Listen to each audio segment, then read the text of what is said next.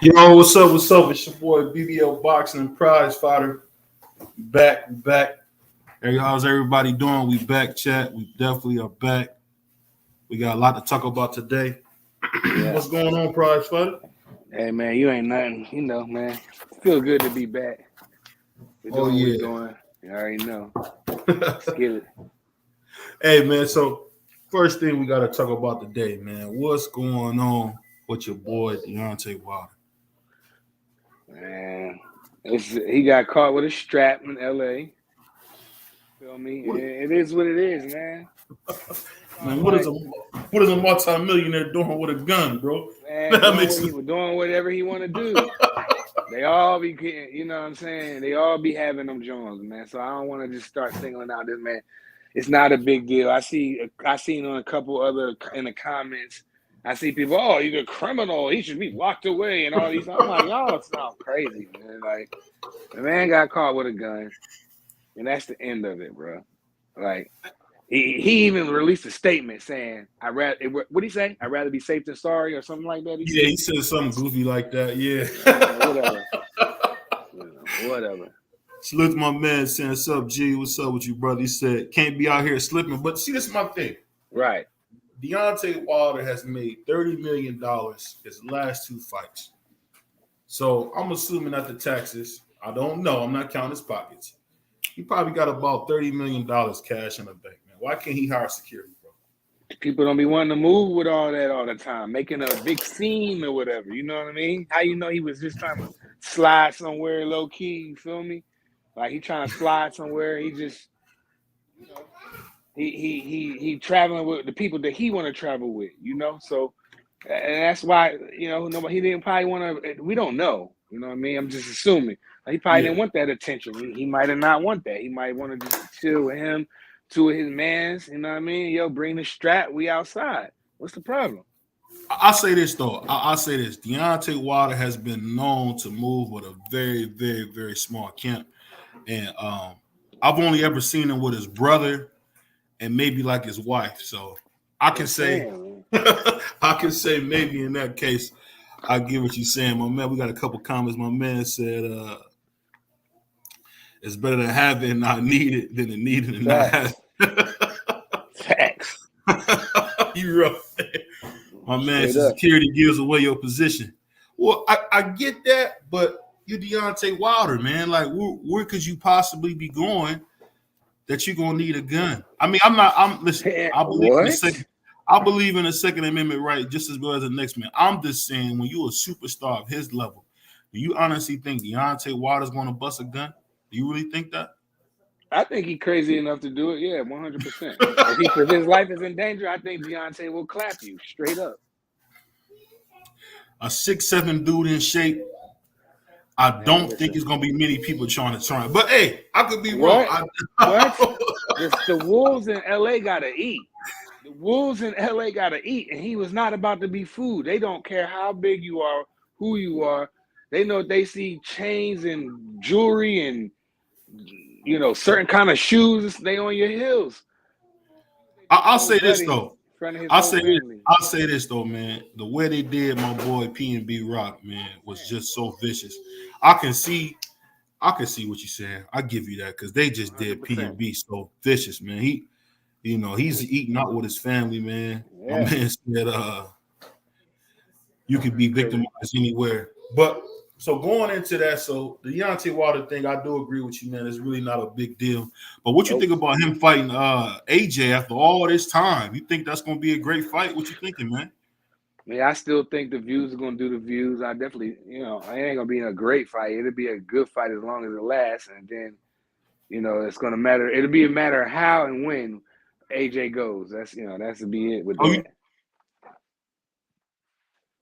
You think Wilder can beat AJ? At this point, Wilder would destroy Joshua, and I don't see what he always could beat him to me, bro. It was never going to be a close fight to me. I always thought Wilder would destroy this dude. Period. You did. I always thought it would be a close fight, and the reason I tell you that is because the one thing about AJ's not a one punch knockout artist. No, but not by any means. But the fact is, AJ can crack, man. I mean, he can really crack.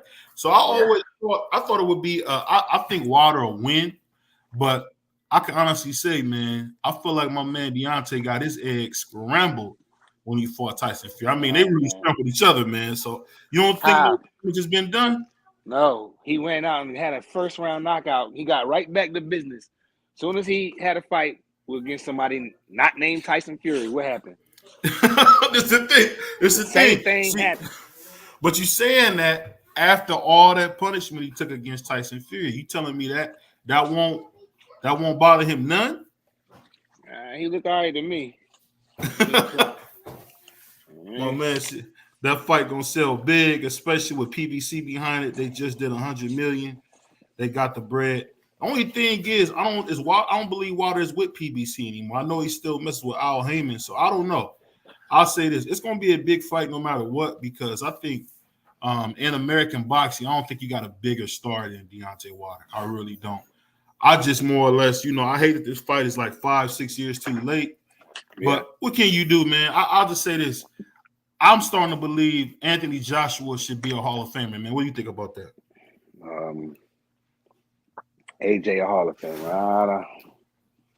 I don't know about all that, but he definitely he's okay. He's not terrible. I don't hate him, but he's just like very robotic to me. He's like very predictable. He's not. I mean, I can't say he's not skilled, because that'd be a lie, but he's just very predictable and like more like robotic. I guess that's the way the good word is describe it, like robotic, like. But don't you think he's the can man? Yeah, I mean, he fought everybody. I mean, he fought. I don't think we've seen that in a very, very long time in the heavyweight division, where a guy.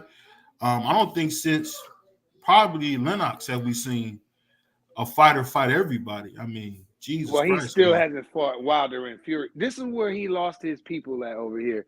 What's that? What happened with Anthony Joshua when he was talking all that talk?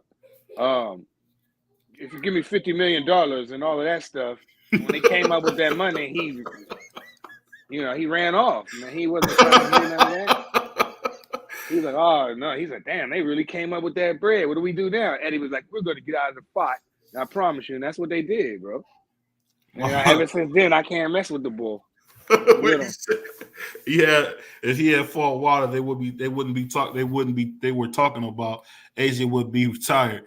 You know what? It's funny people say that, because I seen him beat Dominique Brazil. I seen him beat Charles Martin. I seen him, beat Dillian White handedly. And that was before they even had belts.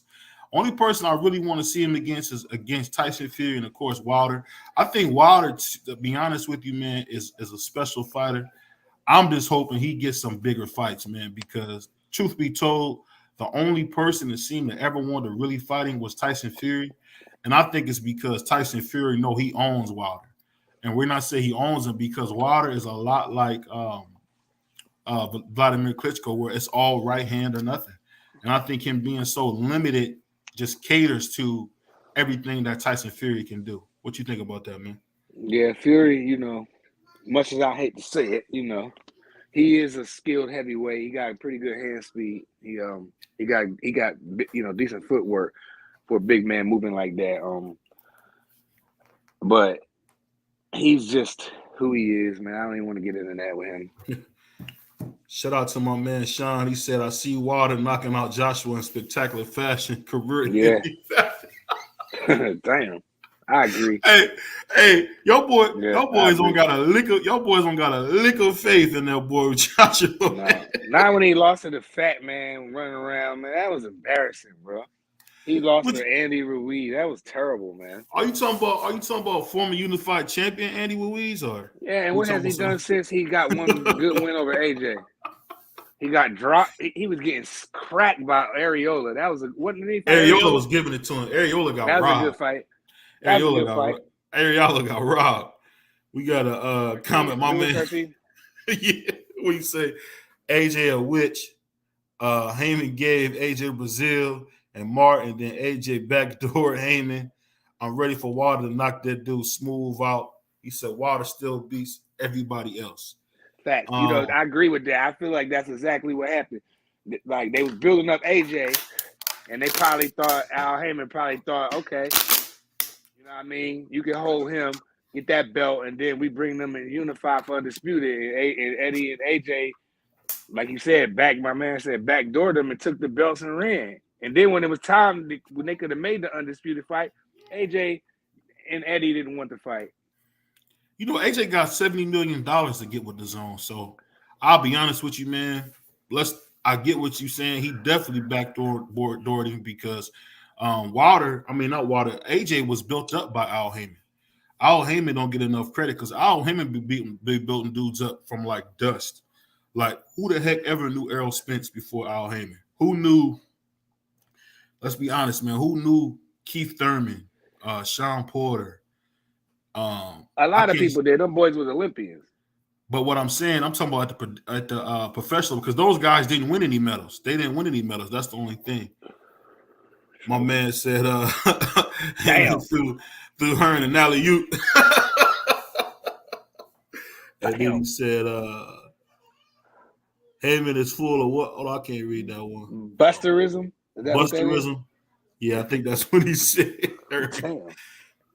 Then he said, Frank Bruno .2. Now, I won't say that because that's a great comparison. Because Frank Bruno was a very dangerous fighter. Let's just be honest. But that in and out style, it just never works in the heavyweight division because let's be honest, that same style that AJ has beat the dog out of Canelo. That same in and out style really gave Canelo hell. So it's tough. All right, what Bivol? Bivol gave Canelo hell with that style. Bivol, yeah. Or Bivol, however you said. Dimitri Bivol. I'm saying Bivol. Getting caught up with. But let me ask you this: what round do you guys think Wilder is going to knock him out in? That's the question. I think AJ would be a little gun shy in the beginning. He might throw a little jab out there, and I think Wilder might be just watching what AJ do, watching his reflexes, just watching everything. And then he's gonna fire off, and it's gonna land. AJ cannot get out of the way of right hands, bro. I mean, Andy Ruiz is going upside his head constantly. Who else was putting some right hands on it? I believe Charles Martin was hitting pretty good. Yeah, I mean, that dude to me, Charles Martin never was good to me, but that's another story. He got lucky, man. He got lucky. A guy with tore his ACL in the ring. He got belted up. I'll never forget that. That was almost like a freak accident. Like that dude got knocked. That's the same dude that didn't Luis Ortiz knock him out, and he didn't even know his ass was out. He was up on the ground looking at the crowd. Who pieced him up like that? Ortiz, right? King Kong. Yeah, Luis Ortiz. Yeah. Man, that was a brutal knockout. Go look at that. Yeah, they charged $40 to watch that beat down. My man said Louise Boo beat dude all night long. And you know what? Louise got very fast hands. I tell you this, the thing I'll say, I would say this. I hope that he's not stupid enough to fight Tyson Fury like I'm hearing. Because if you get in there with Tyson Fury, man, Tyson Fury is gonna beat him like a pinata, man. I don't even know who's calling. I don't even know who's calling for that fight. Like, where did that fight like come up at? Like, who thought of that? Like, that was Tyson Fury. Tyson Fury shouldn't even be thinking about nobody but Usyk, bro. And that's why I don't like Fury. So transitioning to that, we talking about the wasteland of that we call the heavyweight division. My man Ortiz. Let me ask you guys this: what you think about Big Baby Anderson coming home to Toledo, Ohio, man, for a showcase fight? What you think about that? Well, I always want to see Baby active. I just want to see what else he got. I know he probably gonna fight somebody we not gonna like. You know what I mean? So just deal with it. How many fights the kid got? I think he got 12 or 13. Yeah, they be wanting them to be undisputed in 2 fights, So people got to just calm down. Let's see how the kid work out. Let's see how it go. Let him get in there, get some rounds in, and then we'll see. If he's ready, he gonna be ready. If he's not, we'll find out.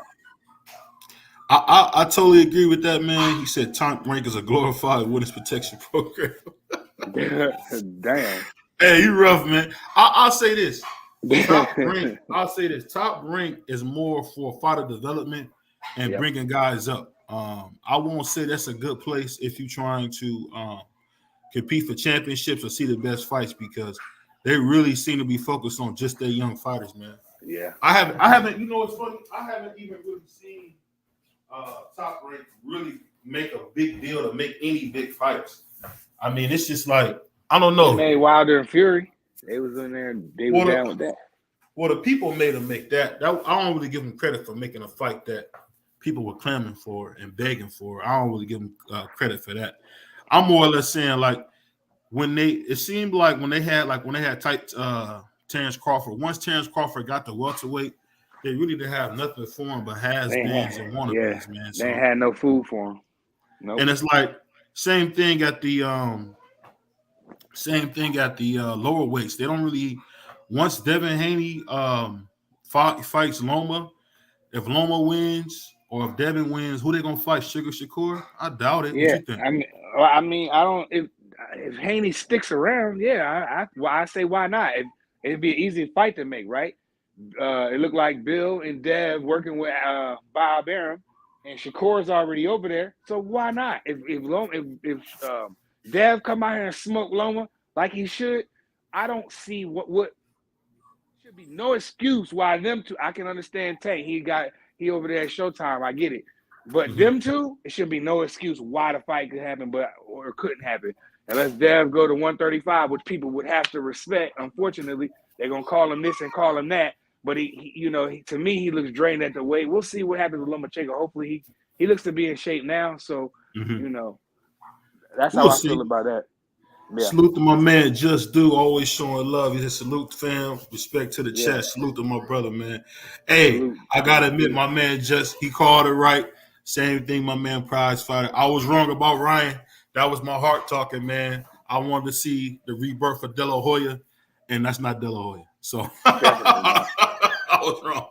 I was wrong. A C minus. No, I give him a C plus fighter. That's it, man. Yeah, I could see that. I just say this. I just when I watched that fight again, and I seen Ryan look up at Tank, and then put his head down, I said, "Wow, this guy." That's your man's. What do you say? PBC laid the groundwork for Wilder versus Fury trilogy. Absolutely. My man said Sugar Smoke Stevenson or Shakur Smoke Stevenson. Yeah. And you know what? I gotta say, that dude, that boy Sugar Shakur, man, he definitely seems like he won all the big fights. Like I heard him on live saying, hey, I'll fight Pitbull Cruz. Pitbull Cruz didn't want to fight me. So I mean, I got to give him a lot of credit, man. That boy Shakur, man, he seems to be ready for big fights. I honestly say if I was Devin, I would stay far away from him because I don't see him beating him. And the only person that might beat him is maybe Tank. And that's the only thing I can say that is if you can clip Sugar Shakur, because I haven't seen him get hit clean. Have you? Not really, no. That's the only thing. My man Just Do said, hold on, he said Haney, my bad, I missed the comment. He said Haney last fight on Top Rank is Lomachenko. We all knew that was going to be the last fight because it was two fights for George Kambab or Lomachenko. And then Lomachenko. My man said Lomachenko. He said Ryan to be back though. He young. I tell you what, man. I just could say the thing that I'm just so shocked about. I couldn't believe how Oscar De La Hoya and B Hop and even Joe Goosen, man, just left that kid by himself. Man, that was just coward behavior. I've never seen that. I've never seen the promoter and then to hear Oscar lie and say, "Oh, I got death threats." Stop, bro. Stop. Oscar Wilder. You Oscar De La Hoya, man, in Vegas. Ain't nobody about to do nothing to you, bro. Right. Ain't nobody trying to go to jail forever, man. Yeah, Oscar was looking crazy. That was looking crazy, man. But, and then the fact that my man, it's funny, and I always have loved Oscar as a fighter, but man, I can't believe my man had on a sheer t-shirt. Like a fish, was that a fishnet t-shirt he had on? Like, what's up with Oscar, man? Yeah, Oscar he's a nasty bull, man. That's all I can say. Hey, you rough, man. I could just say this. I've never seen a guy do so much questionable stuff, man. Oscar just makes you wonder, man. Like, what is this guy on? But another thing, going into our next subject that I wanted to ask you about, man. What do you think about Boo Boo versus Jamal Charlo, man? What you think about that? I'm cool with the fight. I'll watch the fight. I don't have no problem with that fight. But are we gonna get that fight next? That should be the question. I highly doubt we get that fight next. You think Maul gonna come back after all this time and jump right in up to a weight class to fight somebody skilled like Andre? I don't see it happening. Not next. But if Charlo go in there and he gets somebody just to knock the ring rust off, go in there, do his thing, get the guy out of there, maybe 6, 7, 8 rounds. Yeah, let's go. Let's do it. I'm just wondering though, when you say that, you wonder to yourself, like, if they fight, do any of those guys got anything left, or you know what I mean? What's going to happen next? You know what I mean? Because I'll say Boo Boo didn't look the best at 168. What do you think, man?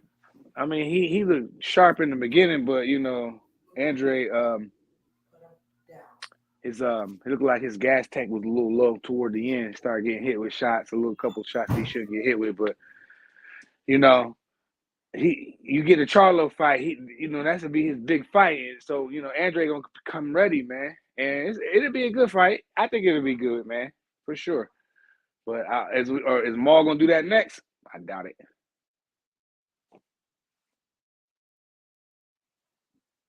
You on mute.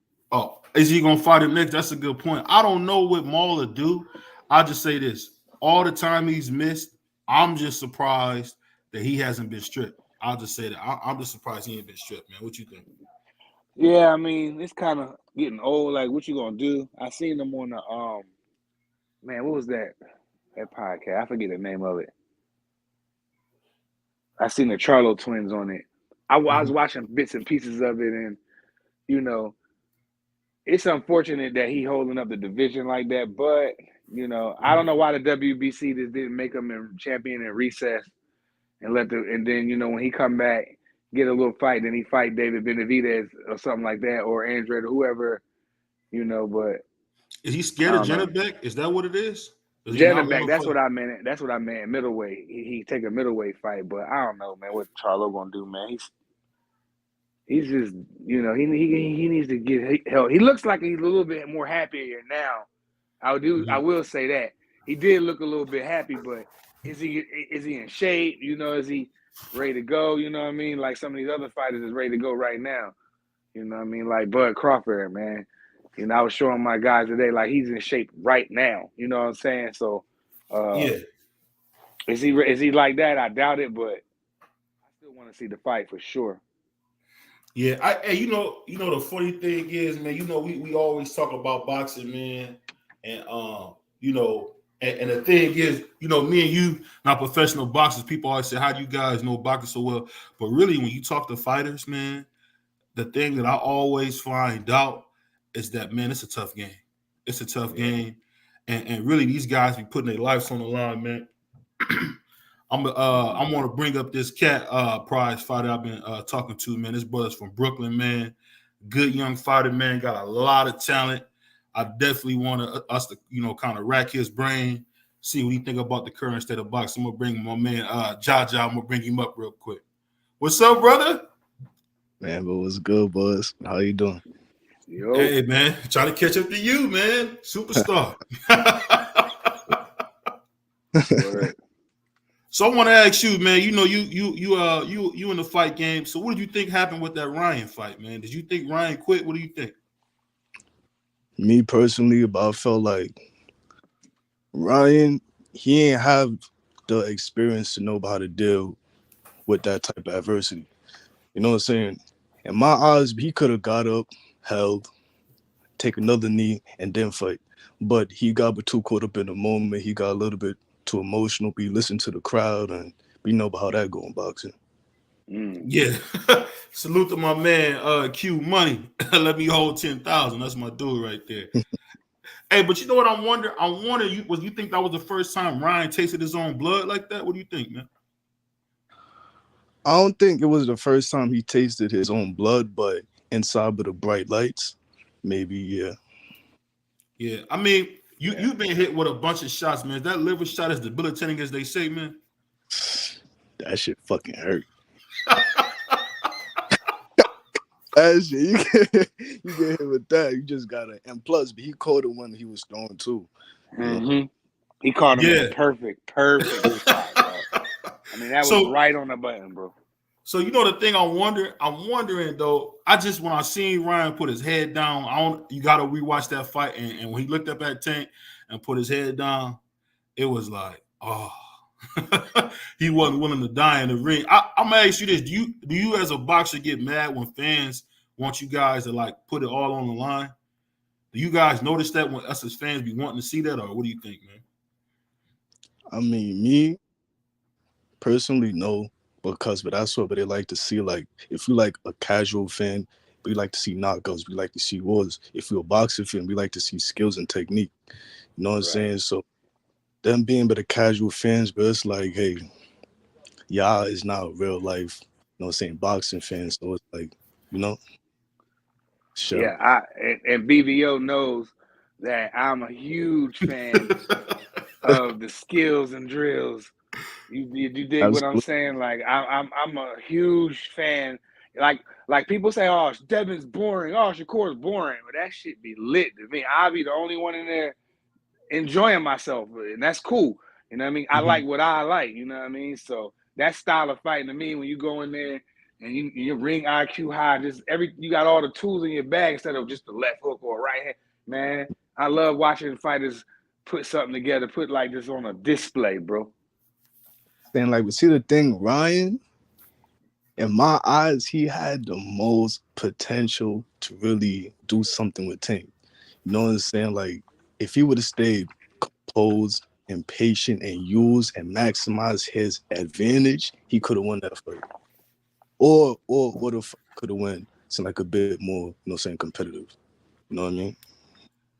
I mean, you know the funny thing about it, like my man Price say, he like that slick fight. You know, whenever I see a slick fighter, man, I get a pillow, man, and go ahead and go to bed. I mean, because I'm gonna tell you why I say that. When I was young, it was a fighter named Salvador Sanchez, man, and it seemed like the higher the competition was, the more he was gonna like break your head, like bust your mouth open. Like I used to love that, man. Like when I seen Jamel fight Brian Castano. Did you see that fight? Number 2, not the first one, the second. Yeah. Man, that was action packed. And see, that's the thing, man.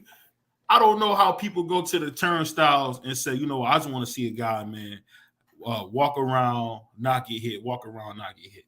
I can see why Floyd did that. Floyd fought at 147 with one hand. I don't think people realize that. Floyd did all that dominating with one hand. What you think, man? Are you more of a come forward fighter, or are you more a slick fighter? I'm a fighter that just put adjustment in the situation, but naturally, I'm coming to get your ass. You know what I'm saying? Hold on 1 second. My man said, Ryan hate the science, though no skills. And then he said, you wasn't born when Salvador was fighting. How old are you, BVO? I wasn't born. Hey, I'm 32. I wasn't born when he was fighting, but what I'm saying is when I first seen him fight, you know, he had the big afro, man. I don't know if you remember y'all remember that. What's that game Prize used to have on the Nintendo 64 with the big afro dude? Let's Get Ready to Rumble. Let's Get Ready to Rumble. Yeah. Man, I used to see them dudes knocking people's heads off like that, bro. That's what I like, man. I like that where they throwing, they bleeding. You know, I used to watch Rocky, man. I didn't know Rocky because I know in real life, if you fight like Rocky, you'll be dead. But you know what, though? You know what? See, here's my thing. When I was a young boy and I used to watch Rocky, I used to like Apollo and didn't even know why I liked him. You know, I know now because he was boxing in there, straight, giving Rocky work out there. You heard? Yeah. Salute to my man Undercard saying, did I get pied? I got pied. My wife pied. Yeah, you already know. Go check the video out on the BBO. He said Ryan is signed with Ronnie Shields. That's awesome news. I don't know. Ronnie Shields is so old school, bro. He's so old school, man. He actually holding back. What's that kid's name that they got? David Morrell Jr. He holding that kid back. That dude's a monster. What you think about that dude, Price?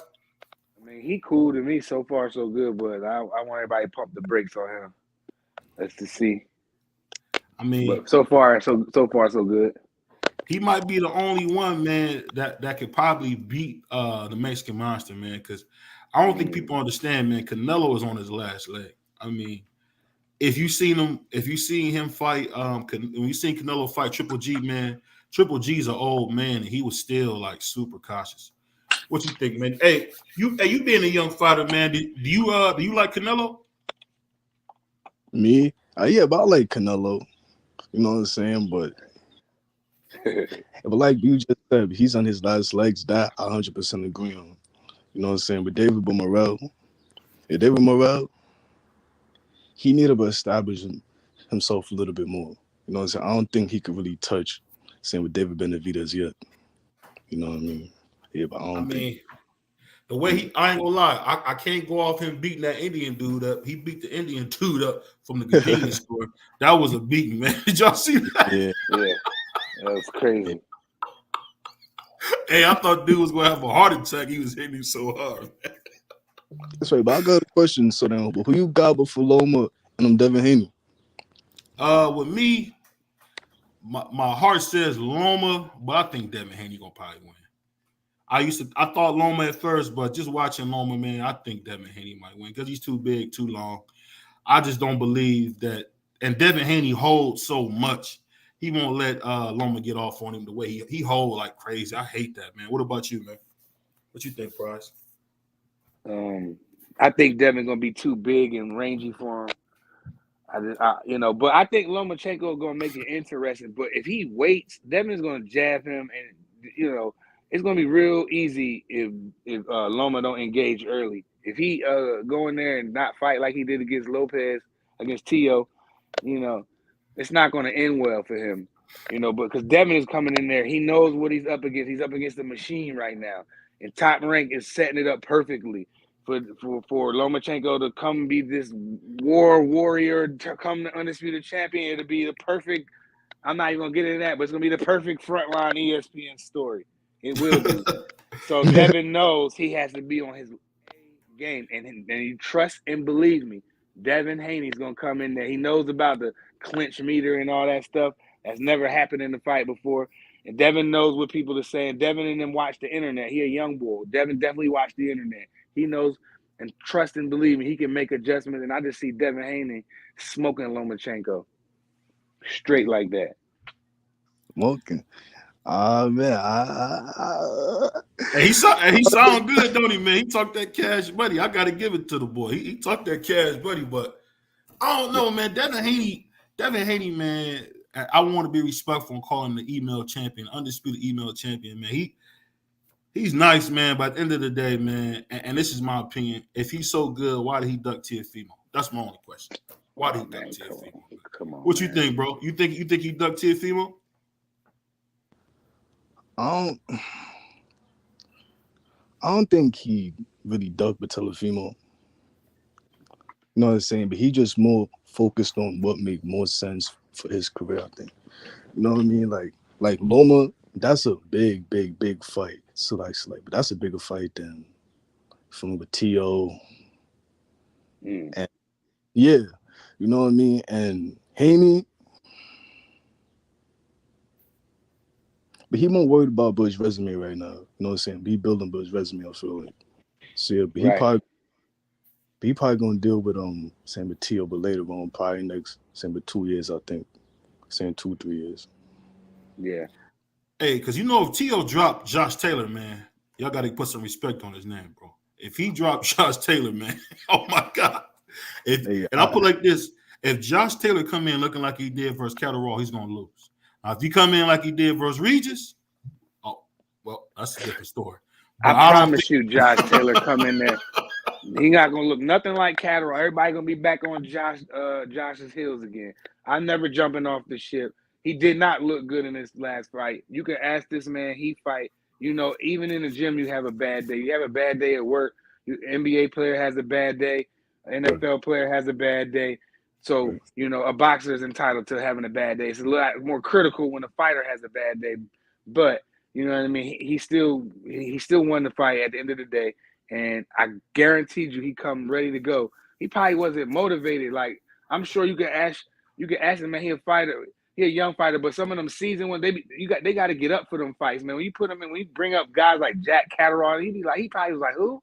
Where he from? Like, you know what I mean? And I don't want to fight that dude. Then, but now you want the business start kicking in. You got to go, do what you got to do. But I think Josh Taylor gonna come back in there and be sharp. And I think then he should go focus on 47 because he is a big 140 pounder, bro. Josh is big in there. Hey, Prize, I'm gonna have you read some of these comments, man. They starting to stack up on us, brother. Yeah. Shout out Undercard. Oh, we read that one. Where the video? Yeah, it's up there. You can go on BVO channel. You will find it. It's there. And he said, "You crazy? Falcon was a former gold medalist." That's true. He said Devin Haney needed a TKO or a few knockdowns to win. Damn. I hope not, man. But I feel you though. Undercard, 100%. They're gonna rob that brother. They're gonna rob him because it's set up perfectly. You got they're gonna rob you got the hope factor over there behind that machine at ESPN. So I agree, but I hope he just smoke him like he did Cambozo, like that. If he does that, then the judges, there's nothing they can do. Shout out Undercard again. He said T.O. didn't fight him. He was talking about when you said he ducked Devin. I don't know where you got that from, BVO, but I don't know. Shout out Undercard. Yeah, shout out Sean. He said I like Teofimo Lopez versus Tank. I guess we got to see what he do against Taylor. People keep talking about T.O. It might not be no more T.O. Josh get done with him, so we got to see. People. Nah. But don't sleep on T.O. yet. You know what I'm saying? But T.O. just going through that, but don't. I think. You know what I'm saying?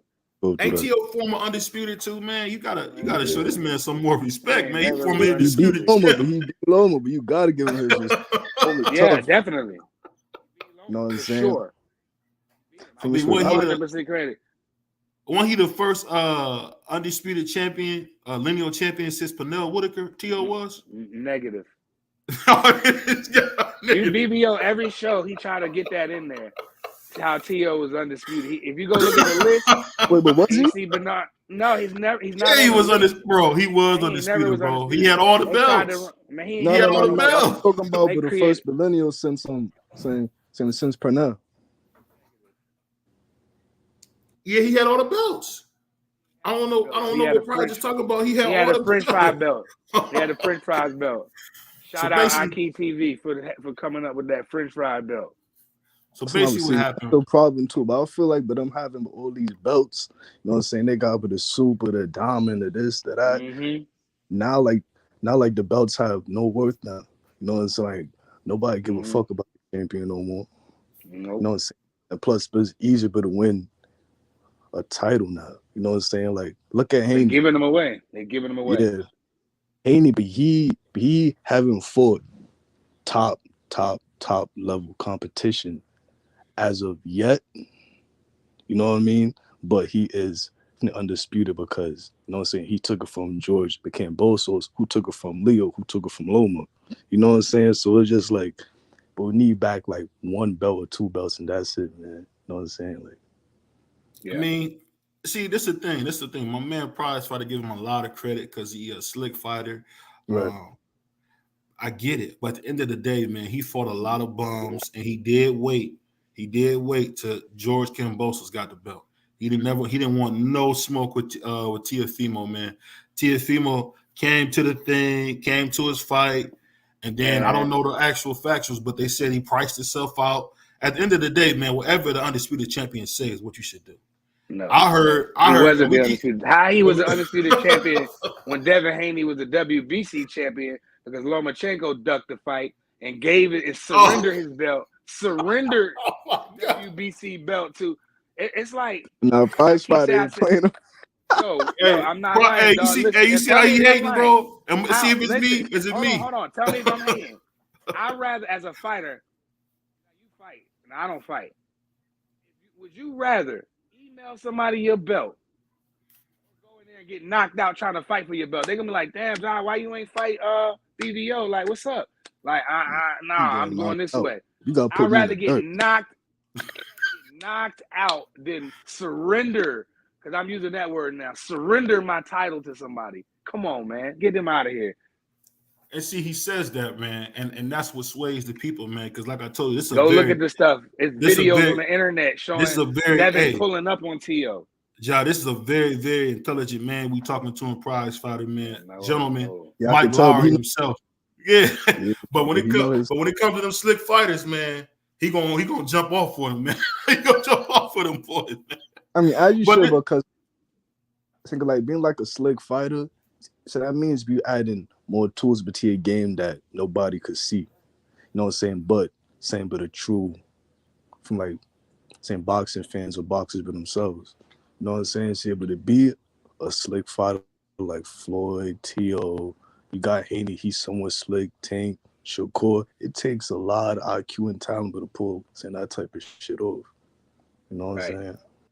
Knowing where you at in the ring, knowing the distance, your range. Like Shakur can take a little half a step back and just to get out of his punches, just to get out of harm, just to get out of the punch range, bro. He gets right out, then he's right back in with something. Bing bop, you know what I mean? Like them fighters like Isaac Cruz and them just come forward wailing and shit. Man, them dudes you put them in there with somebody like sharp like Boots in them, then or Dev or Tank, they go down, man, or they get smoked.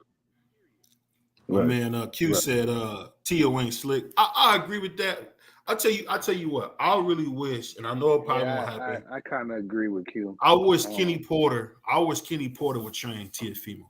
If you put Kenny Porter with somebody that athletic, I mean, sheesh, man. He said T.O. ain't the science. I mean, see, when I say a slick fighter, I'm talking about Sugar Ray Leonard, Floyd at 147, James Toney is a slick fighter. Sweet Pea, Pennell, that's a slick fight. Basically a ring technician. So you got a ring technician, a guy who can control the fight from how he's moving, how he feints, and then you got guys that come forward. I mean, like, see, when I used to like Oscar De La Hoya because Oscar was a mix of both. Oscar was a little slick, but Oscar was coming to get you out of there, man. Yeah. And that's the thing. And that's the thing about the sweet science. Knockouts is part of the sweet science. People forget, like, when you seen Roy Jones versus Mike Tyson, did you notice how Mike Tyson looked like the technician? Because that was a style that he was using, and Roy was nothing more than athleticism. And you see, once Roy lost his legs, just like when Ali lost his legs, he wasn't quite the same. The difference was Ali had really great fundamentals. And I think that's what's missing in boxing, is fundamentals, knowing how to throw a proper jab on balance, knowing how to move, get up under a guy's arm, go to the body, go to the head. I think now you get a lot of head hunting, a lot of sloppy fighting because guys fighting once or twice a year. That's why I like guys like, what's that loudmouth kid out there with top rank? Keyshawn Davis, Big Baby. These dudes is in the gym throwing and they fighting. They getting out there fighting. If you seen Boots, you look at Boots Ennis, man. His last fight versus Karen, people give him hell for it, but it's because he hadn't been fighting. You know, like I know, man, it's different from sparring to fighting. Sparring, you basically trying not to get hurt. I mean, that's all you're in there doing. You're trying to get a little work, but the main thing is you trying not to get hurt. You're more doing sparring to get in shape. You're not in there to really test yourself. I mean, this ain't the doghouse like Floyd on 24/7. He said being slick is a close range in the pocket, and not getting hit. Move around the ring ain't nothing to do with being slick. I agree with that. But see, my thing was I liked how when Ali was considered, you know, a kind of a fighter early on in his career, he did a lot of moving and stuff. But come the 8th, 9th, 10th round, and they fought 15 back then, he was flat-footed, trying to get you out of there. I mean, and that's what boxing is missing, because when you say, like, going into our next topic, man, he talking about Tank Davis being the face of boxing. All that means is that you do whatever the fans say. And I'm just wondering what you think, Prize. You think Tank is going to do all what the fans say? I think Tank going to attempt to do it. I feel like he is, man, because he a young boy. He watched the internet too, man. So I think that he knows Devin and Shakur or Lomachenko. I don't want to just do that. So, and, you know, I don't think he'll give Frank Martin a shot, but definitely he knows that he should be fighting Devin or Lomachenko or Shakur next. He knows that, but he's gonna do the business stuff, you know. So I think he might, you know, go the business route, but we'll see, man. Hopefully, you know, once the Loma fight, Devin is over, we can kind of get some answers, man. What's gonna happen? You know, is Dev gonna move up? Is he gonna? Is Shakur going? Are they gonna run that? You know, or is Tank gonna go and say, "Well, I want to fight Devin next for undisputed," and just put, you know, shelf Shakur some more? I mean, I don't know, but we'll learn a lot after that fight. When is it? May 20th, right? We'll learn a lot after that to see which way these young bulls gonna go, because they can fight each other. It's there, especially for Devin and Shakur. That's there if they want to do another deal with Top Rank. But does he want to do that and take that less money? Because, you know, Dev was getting bread over there at the Zone. He took a lot. He took a hit going to this route that he went to become undisputed. He took a hit, you know, but it looked like it paid off. His legacy, you know, he undisputed, bro. John, what you think about that, man? What you think about that fight? Cool. Sugar Shakur versus Devin Haney. Sugar Shakur versus Devin Haney. I feel as well. I don't feel if Shakur gonna win that fight, and he gonna win it just off of the simple fact that he is more of an accurate puncher, saying than Haney. Haney, he throw up a lot of straight punches. You know what I'm saying? And he don't sit in his punches. He got good ring, but he's not a volume puncher. You know what I'm saying? And he not really able to take that risk in the ring. Shakur, he got a chin. He got great ring IQ. He got combat. He could be a volume puncher, an accurate puncher. You know what I'm saying? He could break you down. You know what I'm saying? He pick the tempo up, bring it back down. Like, he got a lot of tools. You know what I'm saying? So I have to go with Shakur. That's a safe bet. I'll let you read that comment in there. My man said Ryan BBO Boxing LLC Garcia. Hey man, blessings to you as well, bro. My man picking with me about picking Garcia. But you know what? If you talk about Devin Haney versus Sugar Shakur, we're talking about this would be the most boring fight in boxing. I mean, this fight would be terrible, man. If you put two pillow-fisted guys in there, and I'll be honest, man, that's more of a fight for like your peers, man. Like for us hardcore boxing fans, but I don't think that people want to see it, man, because every time Devin Haney, I call it, as Pimp C said, he used to call it putting his monkey suit on. Like whenever you see Devin, Devin got a grill in his mouth, he got all his chains on, but then he get in the ring and put you right to sleep. So he a young boy though. You worry about his chains and watch. He a young boy. I'm just saying, man. Say it again. Devin trying to market himself right now. You know what I'm saying? Because you see that with Ting selling, but Ryan selling, but you see that everybody else but him, but undisputed, is selling. So I think that he's just trying to make himself look like, oh shit, who that type of? You feel me? Yeah. But he's boring, man, and that's the thing y'all want to admit, bro. He's boring. He's boring. Can you name a good fight that you seen him in other than George Kambosos too? JoJo Diaz. Oh man, he dominated JoJo, man. He dominated him. He hugged him the whole fight. Man, he beat him up, man, the whole fight. What are you talking about? Man, he beat up who was the other boy he whooped on damn. You talking about Linares? Yeah. And then he asked he showed you that he could take a punch. He showed you that he could take a good punch. He bobbled a little bit, he didn't go down. So people want to say, oh, he don't got no chin. The man never went down. What is he got? Okay, he got buzz in the fight, bro. Come on, man. You rumbling. That's gonna happen, bro. He recovered. He took a round or two off to get his legs back, and then he got back to business. What is the big deal?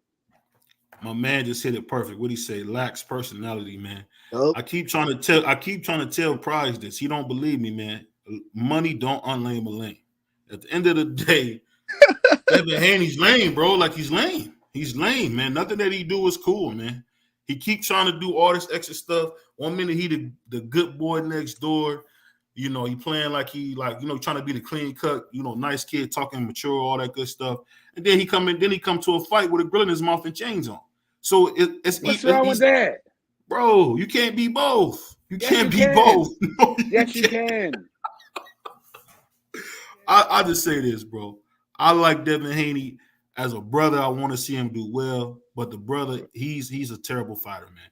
He ain't terrible. You're going too far. No, man, he's boring. He's boring. He's boring, man.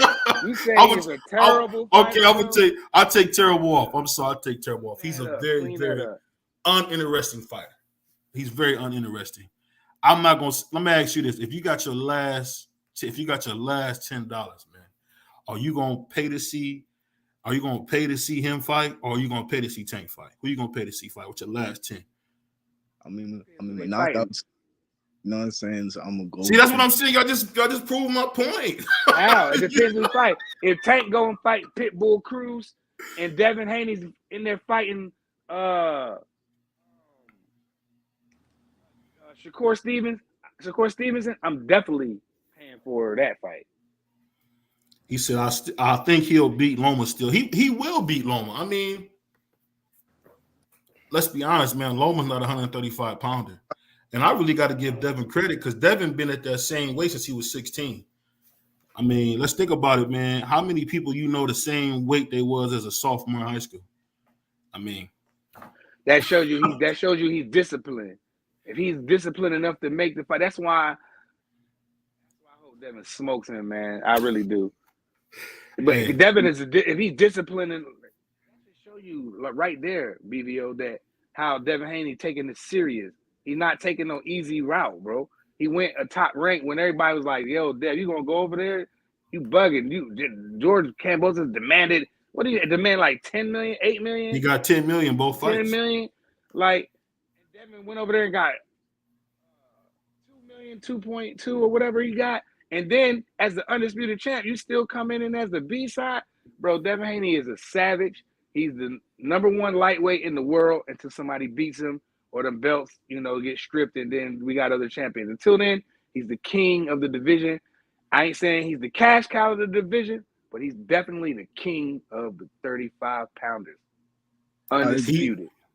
I agree. He's the king of putting you to sleep, bro. That's what you want to keep. You keep playing games, man. I'll put it like this. I just hope Sugar Shakur knocks him out and gets him out the way. I really do. I really hope Sugar Shakur knocks this guy out and get him out of it. Because I think what Shakur is, and people don't like this this comparison, but Shakur is very, very skilled.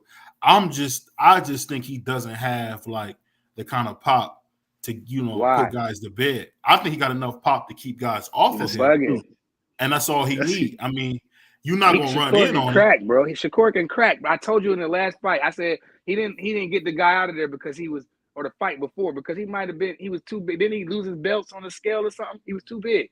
He didn't lose him on the scale. He didn't weigh a second time. If you would have weighed a second time, he would have lost. All right, whatever. He was too big for 130.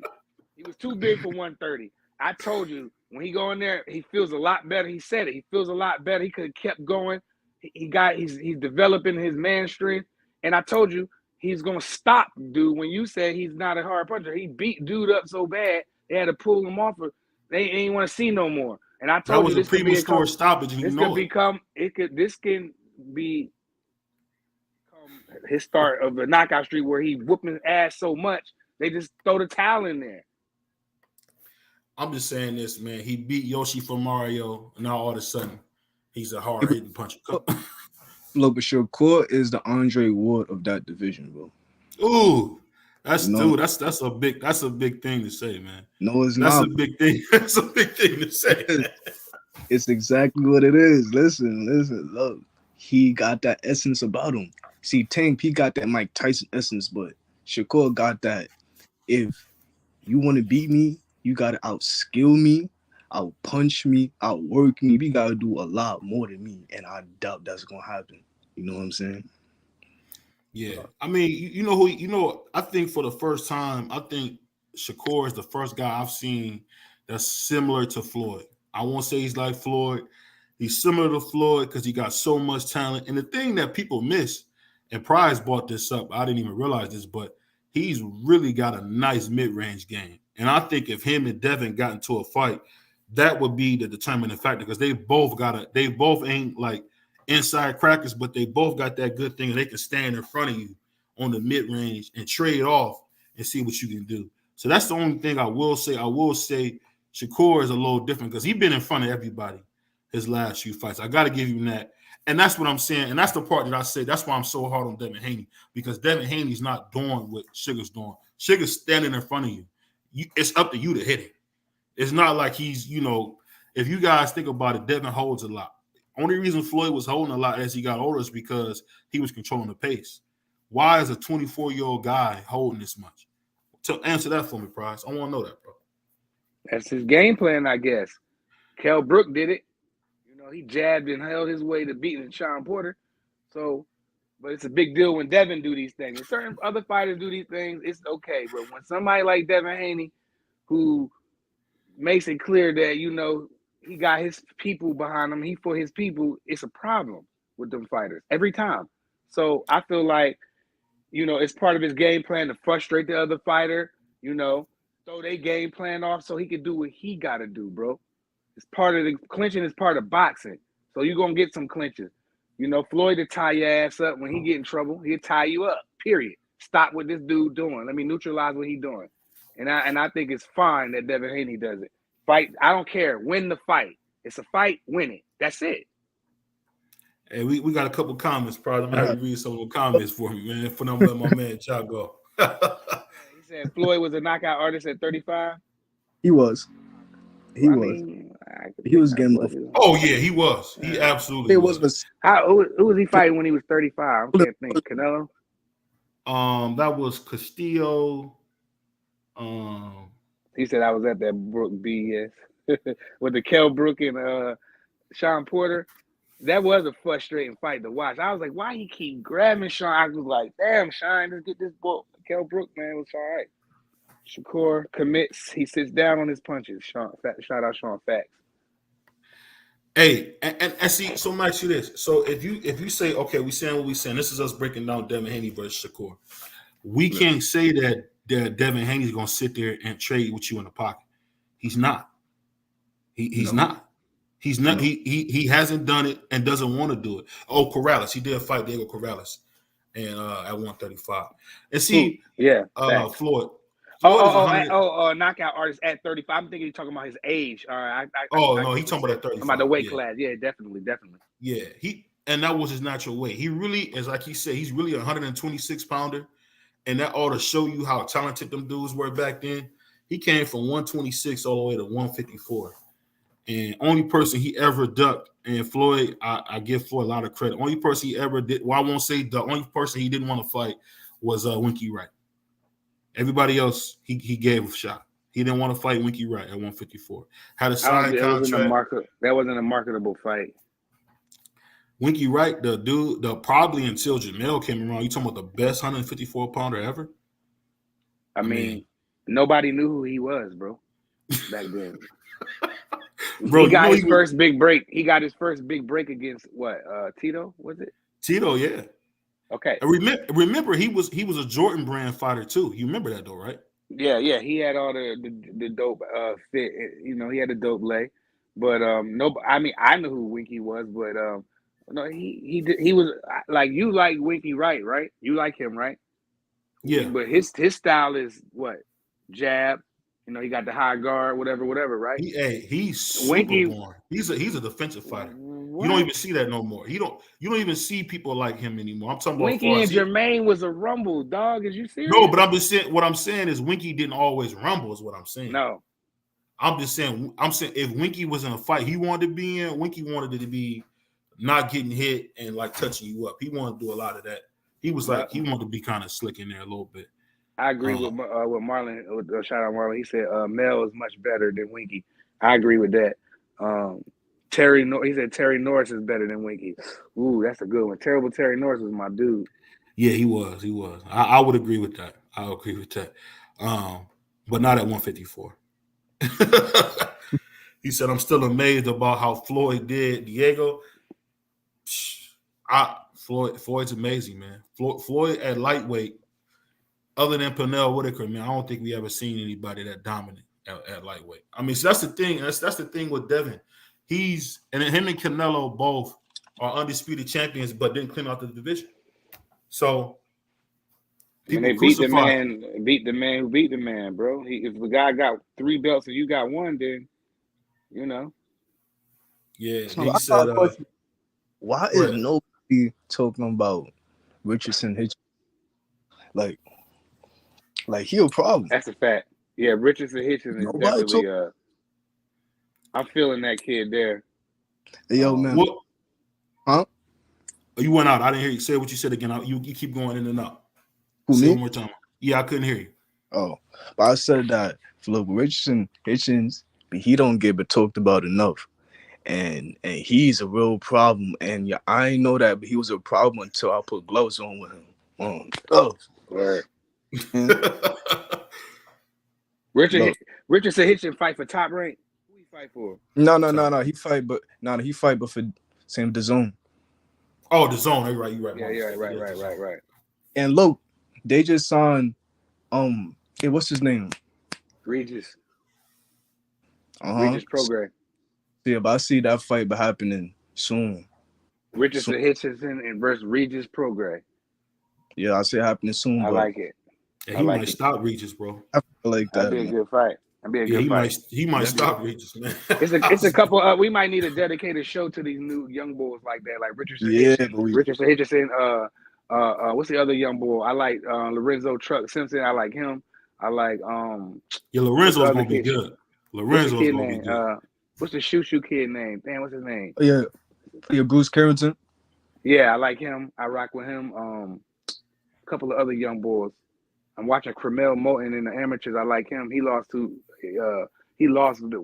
too long ago, but he's still a dog. I like him. Yeah, I like Cremel a lot.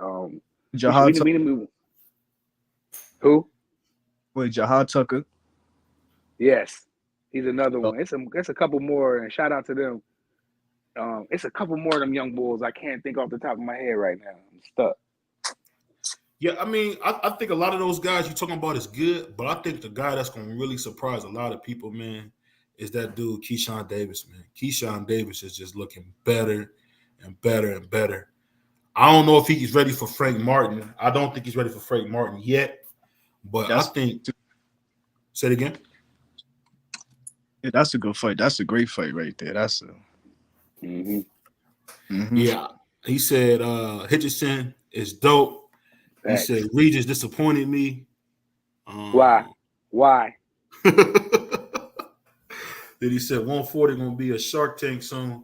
Really, the guy I want to see, and he been real quiet, is Gary Antoine Russell, man. Yes. That's what I want to see. David having problems with what's that? Yigit? Is that Yigit? Oh yeah. I won't say he had problems with Yigit. I would just say he got some room to grow. But what I'm saying is I'm seeing the bigger upside out of those young crop, Richardson Hitchison. I think that Keyshawn might be the most talented. Not saying those guys aren't good. I think he got Hitchison got that shit too now, bro. That dude. He just big, man. But then he have what was his deal? What was his deal? Did he have promotional problems or something? What kept him out of the ring? I think he had like promotional issues or something. Yeah, Floyd, because you know how saying Tank was saying like the face, you know what I'm saying? Like they was real worried about Tank. And after that, he was trying to get fights, and it came to a point where I think that he was begging Floyd, saying for a fight, saying if I'm not mistaken. But Floyd, you know what I'm saying, like was so busy with saying Tank so much that they kind of overlooked Africa, saying for like 2 years a year, I think. Yeah. Because you know they had a deal, and I didn't know this until recently, but Floyd had a deal to sign Sugar Shakur, and he had a deal. But he just and I can't blame him, but he put all his eggs in one basket. Really, to be honest with you, Mayweather Promotions, man, and they really so used to only focusing on Floyd that they're not a good promotional company. I don't know who would sign to them, because other than Badu Jack, who was kind of already doing his thing before he got with him. I mean, who else they only focus on one fighter at a time because they're so used to working with just Floyd. So I wouldn't, if I was a young fighter, man. Tell you the truth, if I was a young fighter, I would sign with Top Rank. Top Rank starter Top pack. Rank, because Top Rank is gonna bring low. And yeah, and what's the guy's name? Tevin Farmer is a great example of a guy who, because they didn't bring him out slow, he got some unnecessary losses. And really, Tevin Farmer is an excellent, terrific fighter, but he just got bought up way too fast. And he said, "Hey, we got a couple comments. Let my man Prize read a couple of these comments." We got some comments. Yeah. The Regis Duck, what's his name? Cerberil? I can't say that. Cerudo? I don't know. Yeah, by going, I don't even know who that is. To go in the match room, by going in the match room. And then he says Keyshawn Davis will beat Martin. I think not. Not now. Not now. What you think, Jay? You think you can beat him now? Can Keyshawn Davis beat Frank Martin? Right now, nah, because we haven't seen Keyshawn Davis battle tested. But Frank Martin, he's a grown ass man. You know what I'm saying? So, and plus he real skillful and crafty. So yeah, you gotta get that fight. Same with 3 years, probably 2. You know what I'm saying? I can see that. I can see that. Yeah, I can see it. I think Keyshawn talks so well. I mean, you just expecting him to be more than he really is. Yeah, right. What he said, Rolly destroyed Yiga. Yeah, but Styles make fights, man. Styles make fights, man. Rolly is savage. I mean, I like Rolly. I like Rolly. I like Rolly too, man. He just not very good. I mean, he just goofy. Like something wrong with him in the head. He just say stuff. He like Mayorga to me. You know, Mayorga. You know he's gonna go in there and get washed. You know, but Mayorga will make you watch the fight. You know he was gonna go in there and get smashed. Like when Mayorga smacked Sugar Shane Mosley girl ass, dog. Man, that was the craziest thing I ever seen, man. Mosley went in there and knocked him out. You know what I mean? So Rolly like Mayorga to me. He swing wild. He got that awkward style. He make them weird noises, and you know, and he just Rolly probably was in one of them classes back in the day. I'll just say an LD class, like that's an 80s term. He in the LD class, you heard? Yeah, he's a goofball. That's a dude that rode the van home, I'm sure. Yeah. But he rode bus 1855. No, see, Pride's a little older. He don't remember they got rid of that bus. They started riding the van home. When you rode the van home, you had some issues, man. Yeah, they had some. Rolly. Hey, but he still got some type of same potential. He can sell a fight. Yeah, he could sell a fight, and like he got like a puncher's chance, a strong puncher's chance. It's like with a lot of fighters. You feel me? Fact. So he's still marketable, and he's still for like a lot of fighters still. You know what I'm saying? Because I was just told. Pardon me. Go ahead. Because prior to Saint Tank and Ryan Garcia fighting, I'm like, Ryan, he got a puncher chance because I say, but who you got? But look, but Deontay Wilder or Usyk. I'm going with Wilder because Wilder, but he ain't taking that punch. You know what I'm saying? He got a strong puncher chance. You know what I'm saying? Even though Usyk, he got the skills and he crafty, but Wilder got that. If he connect, good night. You know what I'm saying? But same thing, I throw with him. Same with Ryan Garcia, but for me, he showed me wrong. But yeah, Rolly, he got a strong puncher chance. A lot of people was overlooking it. He could crack. Yeah, Rolly cracked Ryan Garcia and had him. They had to pull Rolly off of. They had to pull Rolly off of Garcia. They had to pull Rolly off of him. And shout out Sean. He said that was staged. You know what? When I saw that, I thought the same thing. I was like, well, she bent down right in front of him. So yeah, I feel you. It did kind of look fake though. He said, yeah, Mayorga was smoking during the cigarettes during the presser. Yeah, Mayorga is a savage. He coming in with them Marlboro. Yeah.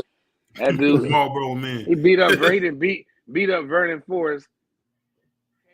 What was he? He had 3 belts, didn't he? He had all 3 of the belts at welterweight. Yeah. Cigarette afterwards. Then he came in there and went 12 with Vernon. So that was his best time in his career. But then shout out Bruce. What's good, Bruce? Said salute, brothers. What's up? Yeah, salute. Hey, let me ask you this, job, man. Who is the best fighter from Brooklyn, man? Is it Mike Tyson? Or is it Big Daddy Bo? Who's the best from Brooklyn? Saying the face of Brooklyn is Mike. You know what I'm saying? He whooped a lot of ass. But Riddick Bowe, that was a bad man. You know what I'm saying? What's funny? People forget Riddick. To me, man, he represents Brooklyn harder than anybody ever has, bro. Like he from was it Canarsie? I don't know where that is, but that boy. I think that he from the Ville too. He's from Brownsville. That's right. He's from Brownsville too. Yeah. Oh, Zab Judah too. Yeah, Zab. I'm about to say Zab. I got Riddick Bowe's autograph. I met him at the fights down at South Philly gym, out in South Philly. That I forget the name of that. It's like a small arena where they having them up and coming fighters out there, and I seen him out there. I got an autograph from him. Real nice dude. Hey, John, let me ask you a question, man. This ain't a boxing question, but I'm gonna ask you this, man. Okay. Is it blowing your mind what they doing with Brownsville, man? How they gentrifying it? Did you ever think it would be like nice like it is up there now? Like you can actually go there and not get your head knocked off. Can you believe that now? Like, it wasn't like that when you was a kid. You know that. You know what I'm saying? Hey, a lot of people don't know that, man. You couldn't couldn't have a subway ticket, man. You go to Brownsville, them fools, they eat the whole lot of donut. That's how it is. That's how it is in Philly. In Philly, they doing the same thing. North Philly, you got regular looking people that be foreign how you say it, changing students or whatever. Mm-hmm. Its Temple is down and slap dead the hood in North Philly. In North Philly, slowly but surely. North Philadelphia, bro. Like, but the way they cleaned up Brownsville, bro. They cleaning North Philadelphia up, man. They got big giant $400,000 condos right in the middle of them Jones. They ain't took over the Bronx yet. There's too many Spanish niggas for the Bronx, but they not gonna move them out like they did us, man. What you think about that, man? Being from Brooklyn, seeing the change. No, but saying the Ville, but I felt like it would calm down itself. You know what I'm saying? Like, for like most things got real played out now. Yeah. You know, and so, but at the same time, it did calm down a lot. Because between that New York drill scene and that Philly drill scene, man, that's about the worst you get, bro.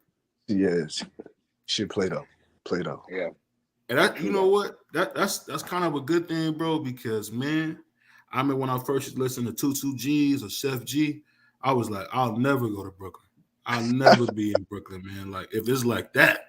I remember that boy Chef G got cut in the back of the head, man, in a movie theater. it was crazy. And plus, like, it was like a lot of less, politics, even though I'm not, encouraging the violence or whatever, but it was a lot less politic and a lot more doing. You know what I'm saying? So just like a craft, arts and craft. And real life was real life. Now, look, real life is politics, and politics is real life. You know what I'm saying? Like, it's going crazy right now. You know what I mean? Y'all love all your... Go ahead. Shout out. I'm about to say shout out Bruce. He said the Blue Horizon.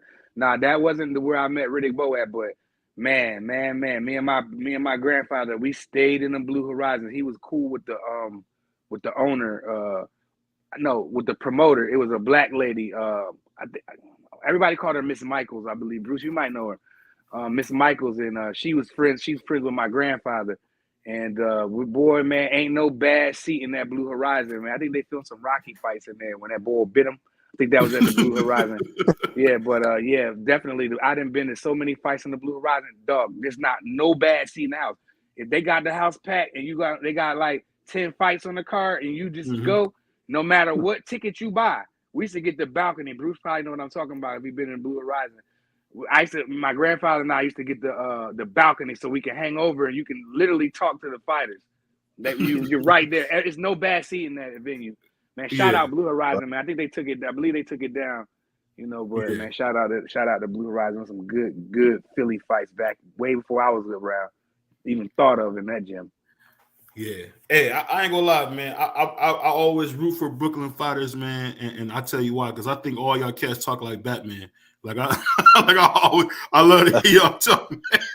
You know, you ever notice that pride whenever you hear them brothers from Brooklyn, man? It's like all y'all sound like Batman. So I'm just glad to see. I'm glad to see the good stuff happening because I've been hearing about a lot of good fighters, man. You, my boy Eli. It's good to see y'all picking up the sweet sport, Eli? man. Because yeah, Shout out to Eli. Shout out to Eli. yeah. Because I tell you what, man. One thing is, I'm glad to see y'all not involved in no doggone gun violence, bro. Because we losing way too many youngsters, man, to that. And I know that's not boxing, but I'm just glad boxing is there, so y'all don't have to deal with that. Because I tell you something funny, man. I think Brooklyn is the first place I've seen in a long time that you just was hoping everybody didn't kill each other. And if they didn't, I mean, y'all was about to have a renaissance, bro. Like, I think losing Pop Smoke slowed it down because you know what's going on. But if your boy Chef can ever get his stuff right, bro, that's the Gucci. That's like he's like Gucci, man. If he can ever get his stuff right, man, y'all got a super duper star with him, man. What you talking about? Chef G is a rapper in Brooklyn, young rapper in Brooklyn, but he's real talented, man. He's like, you remember how Gucci Mane used to always get in trouble going to jail? He like that. Yeah. Word. The difference is now when you go to jail, they ain't like they was putting Gucci Mane in jail for 6 months. Now they throwing you in jail for 2-3 years. But if he get his stuff together, man, it won't be Fabi. It won't be none of them. It'll be your boy Chef. But he just got to get his stuff together, man. But let's read some of these comments, man. What do you say? Larry Holmes. Did I say limousine? Larry Holmes on a limousine. Oh, was that in front of the Blue Horizon? Well, that wasn't Larry Holmes that did that, was it? What are you talking about? They jumped off the limousine and tried to drop kick the other dude? I don't know. I know what he's talking about. That's the only thing I can think of is when one of them. Who did that? One of them fighters jumped off the limousine. Was it Trevor Burbick? I can't remember who it was, but that was crazy. Yeah, that was Trevor Burbick. Yeah. Was it Larry Holmes? That ain't Larry Holmes that jumped off that. Tell me that wasn't Holmes. Was that Mitch Green? I can't remember. Yeah, but it had to be because if it was in Harlem, in front of a Dapper dance store, it was Mitch Green and Mike Tyson. It was Mitch Green. You talking about Mitch Green? Yeah. Hey, I ain't gonna lie, man. I don't know why Mitch was in there arguing with Mike Tyson, bro. Like Mitch Green was getting high. He was getting high back then.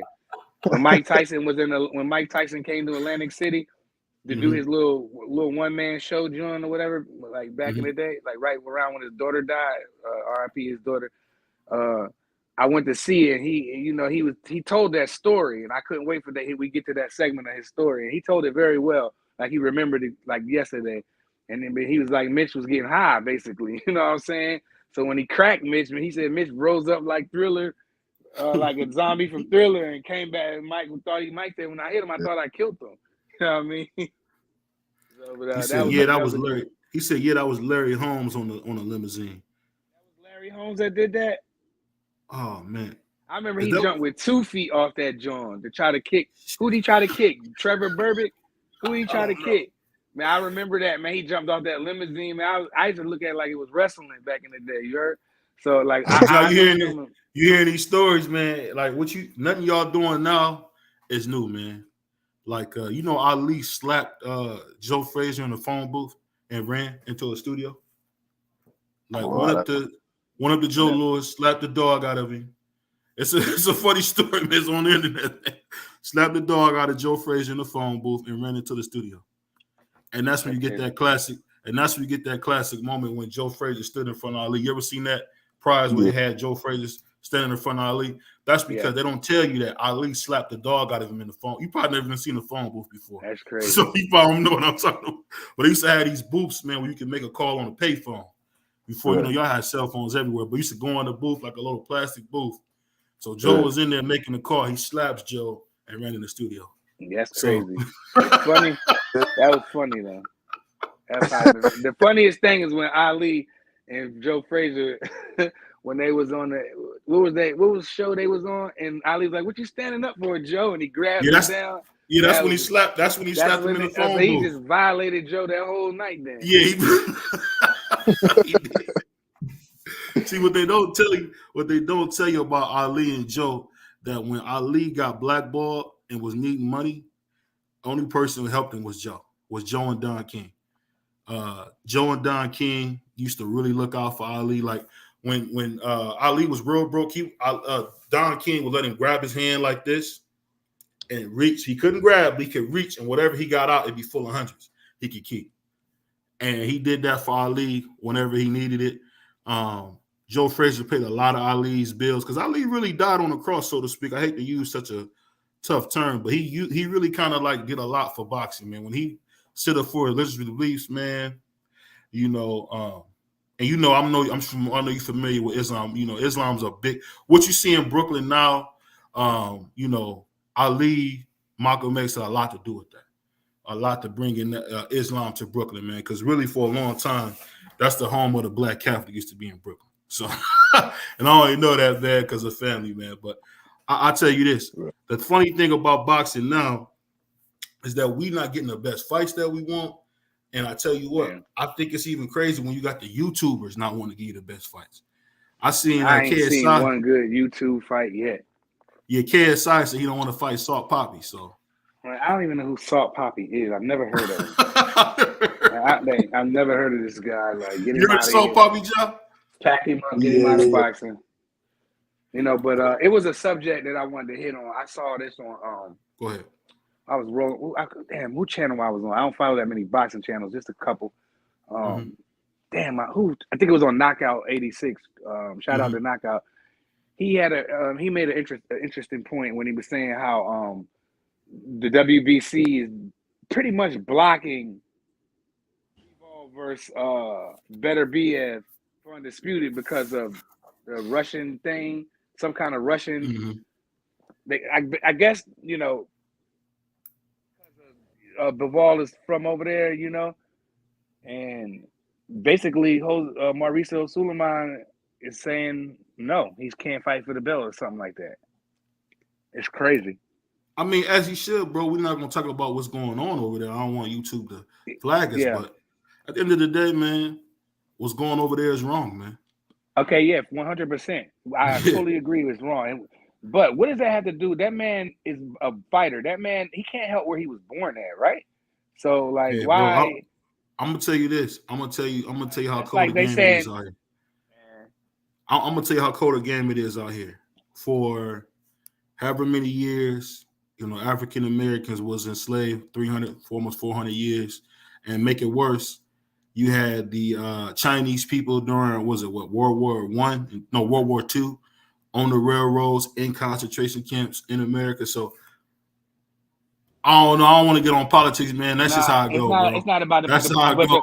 The point I was trying to make is the simple fact that they're blocking that fight.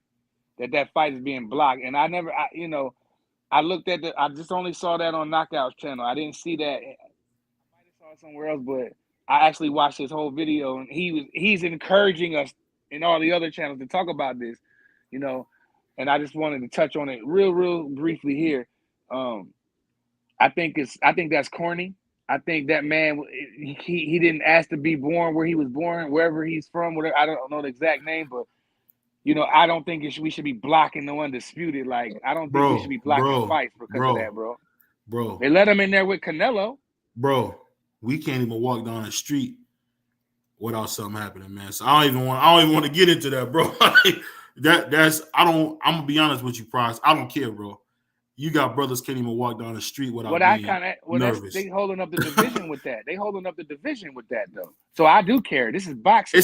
It's outside of boxing. That's not outside. That's not outside of boxing. That's Mauricio Suleiman not basically saying you can't fight for my belt. Don't he got a belt? Bivol got 2 belts? No, Bivol got 1 belt. And he got the WBA belt. And Better BF got 3 belts. He got all 3. He got 3 belts, right? He got a WBC. He got the WBO and whatever the WBO. Yeah. Okay, WBO, so yeah, an IBF. Okay, so Bivol can hold 1 belt, but he can fight. The WBA don't got no problem with him fighting. The IBF and the WBO look like the other sanctioning bodies didn't look like they had a problem. Look like this is one sanctioning body. So like I the, still think the WBC. I think they salty what they did to his boy, and he's just like, I'm not letting this guy go undisputed or whatever. I think it's more to do. I think it's more to do with politics, man, than we How? want to give it credit for, bro. Why can't they fight, bro? What I can ask you a bunch of stuff. Why can't we do? If they fight, no, if they fight in Vegas, what's the big deal? We're not fighting over there. We fighting right here. So if Bevo or in Saudi Arabia would seem like to be a hot spot right now, why can't they go over there? Why can't the fight be made because of where somebody from? That's crazy, bro. Bro, why did Jack Johnson have 3 weigh-ins? Man, it's that Jack Johnson was back before I wasn't even born with Jack Johnson. I'm talking about in politics. 2023 in this sensitive time that we living in. You mean to tell me that man cannot fight for all the glory because of where he was born? That's crazy. For one man to stop that fight like that is a disgrace to boxing. Period. That's harsh, man. That's harsh, bro. That's harsh, agree. Man. You know what I'm saying? Because they need to make that fight. Because 2 men squabbling it is always gonna bring, you know what I'm saying, but respect. You know what I'm saying? But that's what we need to see with 2 men going at it. It is boxing and it is fighting. USA don't got nothing to do with boxing. Boxing is boxing, bro. You know what I'm saying? But y'all wars is y'all wars. We got nothing to do with that. And that's that. Right. You know what I'm saying? And right, and how somebody from Mexico gonna dictate like what's how can he do that, bro? Like how can someone do that, bro? Hey, both y'all being corny, man. Y'all both being corny, bro. Look. Y'all being corny, bro. Look. Two, it's always better fighters. Look, fighters need to really put their foot down and say, you know what, I'm not gonna fight until you make this fight happen. You know what I'm saying? Because they like, look, it's too much politics going on in boxing. I 100% agree. Too much politics. Let men be men and let men squabble. But let's get it on. You know what I'm saying? But they don't think like that. So you said it as a fighter, man. This is the thing. This has been going on for over 200 years in boxing. Right. You guys got to remember when Sugar Ray Robinson fought Smelling, man, they weighed the man 6 times. I mean, it's never fair. It's never fair. Yeah, but this got something to do with something political. It's the same. What I'm trying to tell you is it's political, bro. Just how we don't like to see people with our suntan get treated wrong. I gotta agree with Mauricio, bro. I wouldn't give him a shot at my belt either, man. Why? Because that stuff they doing is foul, man. You know that's not. Foul, he's not. Bro, listen. I work with some Russians today. Right. They over here working. I'm not saying they shouldn't be working. And they kind of walking around with their heads down a little bit, like they know, you know, what's right is right and what's wrong is wrong. But what I'm saying is this: what that got to do with boxing? How can this man block a fight like that, bro? Like of that magnitude? How can he do that over with a man? The man, it's not like Bivol was over there busting hammers and doing the most. That man been in there whooping Canelo ass the last time I checked in, and whooped the other Spanish boy ass after that. Mauricio said, "No more. You're not watching no more of my, If he becomes undisputed champion like I expect him to, I think he'll beat Beterbiev. How is he going to become undisputed if Mauricio is not going to allow? But listen what I'm saying. Check what I'm saying on this. Mauricio is making a decision about this. Let me read this comment. He said, "Okay, why did Ali did time instead of get drafted to war?" I mean, that proves exactly what I just said. At the end of the day, man, Mauricio knows, and we all know, Beterbiev is not what he used to be. I don't see Beterbiev beating Bivol. Really don't, because he's showing his age. At the end of the day, when you got over 300 fights on your body, Ja, you know that's a lot of fights, man. You know, you fight about 200 amateur fights. You know, God knows how many y'all fight as amateurs, man. Y'all, when y'all get to the pros, for them little 50 fights y'all getting the pros, man, y'all don't even be half of what y'all was when y'all was young. I mean, and at the end of the day, bro, I don't want him fighting for that belt because he's going to win and be undisputed, and then they're going to parade him around, you know where, as the undisputed champion. It's just that simple, bro. As he should be. Why we don't want to get? Why can't Bivol get his credit? I'm confused, bro. When did it? I don't care where he's from. Hey, you rough. Hey, Pride is rough, man. Where were you from? You should be allowed to fight. That's just like somebody saying LeBron James can't play against the Knicks because he's from Akron or something like that. That's crazy. It's not the same. It is the same. Hey, John, you see what I'm saying? This is a very intelligent man we talking to right here. You see how he just flipped that? Intelligent man. I'm just a regular dude. You see how he flipped that, man? You gotta watch this guy. Regular dude. I'm a regular dude, and I agree with shout out Knockout for their content. Shout out my boy Knockout, man. That's my brother. I 100% agree with him that this is a disgrace right now, and it's not being talked about. So, but we can move on. And I'm in with this. I can't beat you. I'm just a blue collar guy. I can't beat you in the word contest, man. But I'm telling you this: what's going on overseas is wrong, bro, and you know it. I never said it wasn't wrong. It's wrong. I think war is wrong. I think that's corny. Period. Right. It don't matter who fighting who. There's a lot of wars going on right now that is not being talked about. But we're not going to talk about it here. I'm just saying. But I'm talking about for boxing. For you get boxing, no shot. You get no shot. This is a disgrace to the sport of boxing. It's a disgrace to get no shot. This fighter we have on that we got on the show today. It's a disgrace to him. It's a disgrace to all the young and up and coming fighters. It's a disgrace that this man can just stop that like that, bro, because of something that don't got nothing to do with B-ball. But we got Lomachenko in there, right? He about to fight for undisputed, ain't he? Where he from? Oh, all right. So it's cool for him to get an undisputed fight, but get B-ball out of there because he didn't wash your two Mexican friends and you don't want to see him no more. I see what's happening. Oh, you rough. You rough. At the end of the day, I'll say this, man. I think Bivol is an excellent fighter. He's really one of my favorites. He reminds me a lot. I don't know if you guys remember Carl Froch. He's like a more talented Carl Froch with more power, and he's just a really nice European fighter. But you get no shot, punk. You don't get no shot. It's just that simple, man. No shot, punk. Well, what's our next topic, man? You really, hey, that boy Fries, man. You rough, man. I just think it's lame, man. I don't like the Mauricio, man. I don't Why like you like Mauricio, man? He does stuff. He be doing. I don't care about his belt. He be doing the most with his belt. First, then he'll make another belt on the fly. If you wake up tomorrow, it'll be a new belt that we never heard of tomorrow, and they giving it away like free, whatever.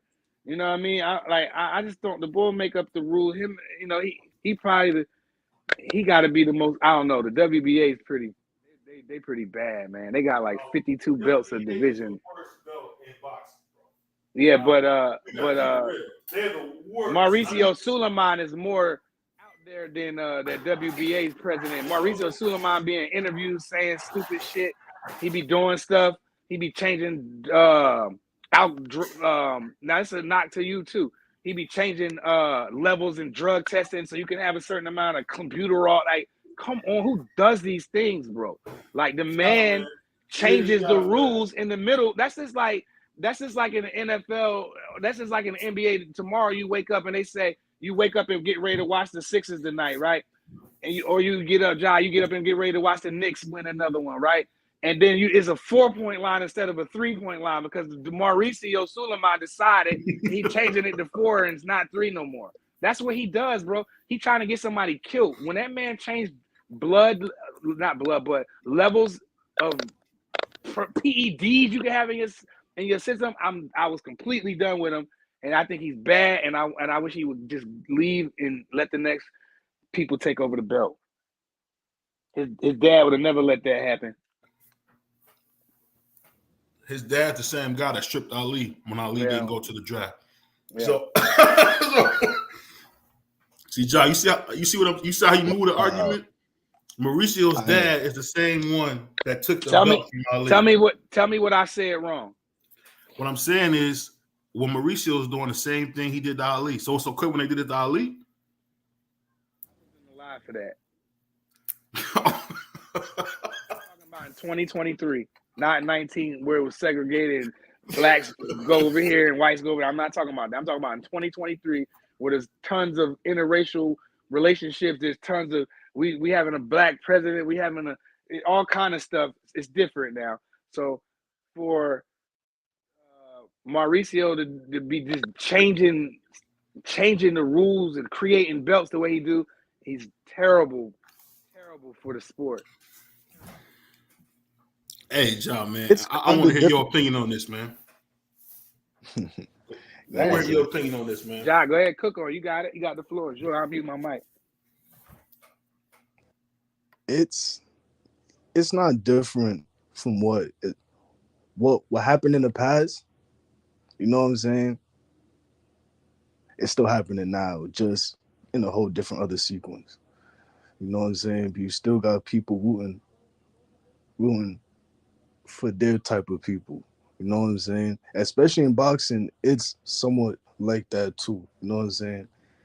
But they want a certain, I don't know how to explain it, bro, in the sense, but at the same time, but they rooting before they own. You know what I'm saying? But like, when we do it, when we root for our own, it's the end of the world. Absolutely, like the slick American black fighters, I'm rooting for them all. Same way the Mexicans get behind Canelo. Yep. They make the fight fun. Same way the UK get behind their guys. They come in there with drums and chants and singing, and they shout out to them. They make the fight entertaining. That Ricky Hatton and Mayweather. One Ricky Hatton. They said that all the way until that man got knocked out. They said that all the way until then. So shout out to them. They ride with their guy. Caroline. They ride with their guy. The Puerto Ricans ride with their people, man. When Cotto was going against Mayweather, my man Puerto Rican, he was Puerto Rican. He's like, I'm riding with Cotto, man. I'm going with my guy. What you mean? I was like, I ain't got no problem with that. You know what I mean? Look how Marquez and them and Marco Antonio Barrera and them used to pack the arenas and stuff like that. People, they got a big following. It's okay. But when we do it, it's a problem. Right. They got a big all I'm saying is this. That's the same thing. My bad. Go ahead, John. My bad. Go ahead. My bad. They got a big following, but it's certain people who take it a bit more serious than that. You know what I'm saying? But it's this or nothing. You know what I mean? So yeah. I'll just say this, man. You getting mad at Mauricio? His dad did a lot of that same bullcrap stuff. He's a snake too. Whatever. He's a snake too, then. But what this one is doing, what the son is doing, is he trying to get somebody killed. He trying to get somebody killed when he start playing with levels and PEDs you can have, and then all their fighters is popping dirty, and Oscar Valdez ain't get stripped. Let Deontay Wilder would have had the WBC title and popped up dirty for a drug test, and he said, I don't know how it happened.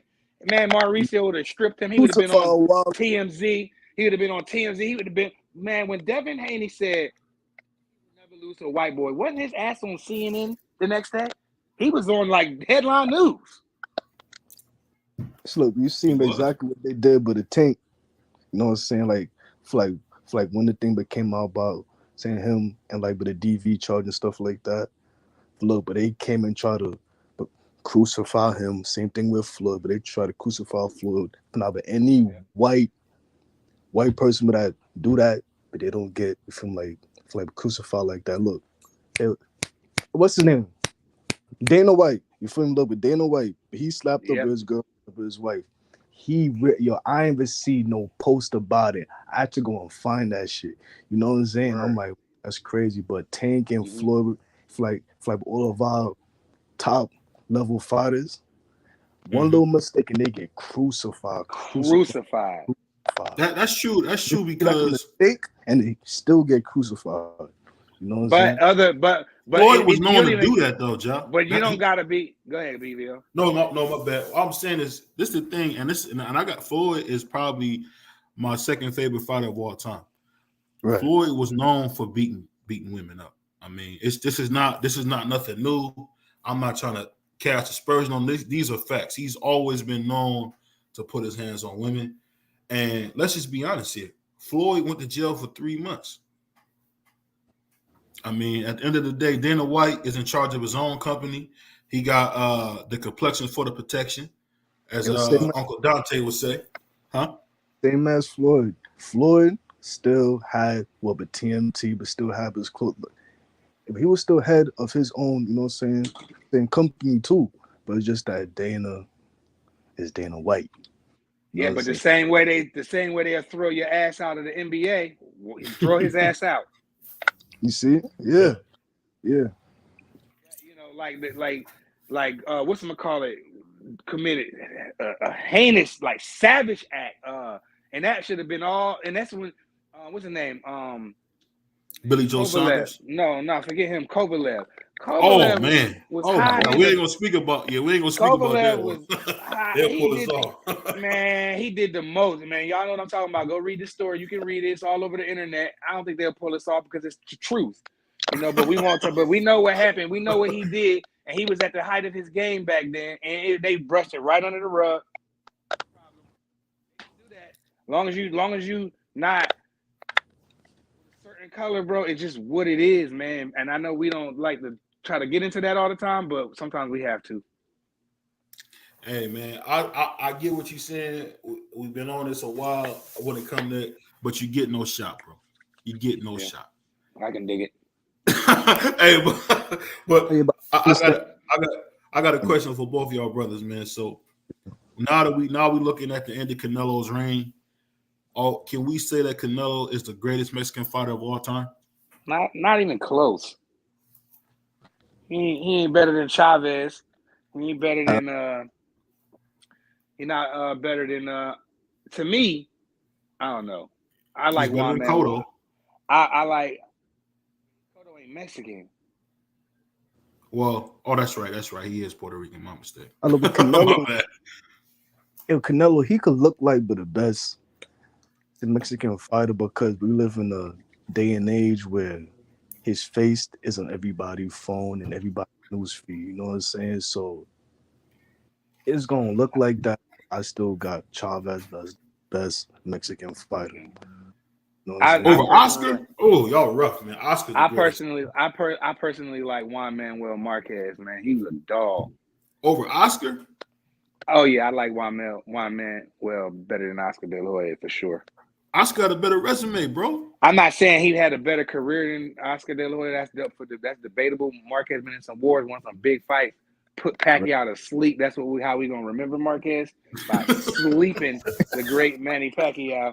And you know, me personally, I like Marquez. I think he's an excellent counterpuncher, and he do got that Mexican style. He can box, he can bang. Marquez can do it all, man. Floyd made him look horrible, man. Floyd make everybody look. He destroy everybody. That's what he does. When Floyd was fighting Marquez, man, I was wondering what in the world is Pacquiao doing. I mean, that had to be one of Floyd's easiest fights at one. Was that at 147? What, Pacquiao? No, Marquez for Floyd. That was one of his easiest fights, man. It's like, so and I get what what you shows you the level of how Floyd come back after 21 months and dominate somebody like that. So that shows you the level of Floyd. But Marquez, that wasn't no fight, man. That wasn't Marquez. No fight, bro. Marquez is definitely a B+ fighter, and I think to me, I ain't gonna say he's the greatest Mexican fighter of all time, but I gotta put my man Marquez up there, bro. Salvador Sanchez, Julio Cesar Chavez, Oscar. I ain't mad at that list.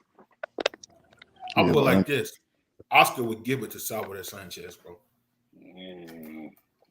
Baby Oscar, he'd give it to him. Pause. I don't know about that one. He'll hurt him. He'll hurt him bad. Because you got to remember, Oscar's not no big dude. He fought at middleweight and stuff like that. But let's think about this. He was beating the heck out of B-Hop until B-Hop caught him with that liver shot. I mean, only people I've seen him lose to bad was Floyd and Pacquiao. He had no business fighting either one.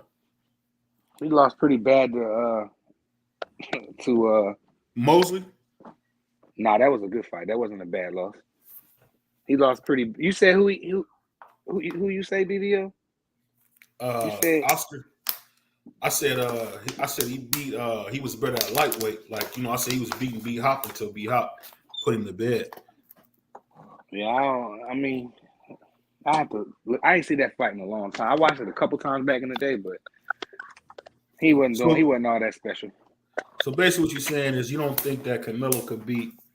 I don't know if he. I don't know.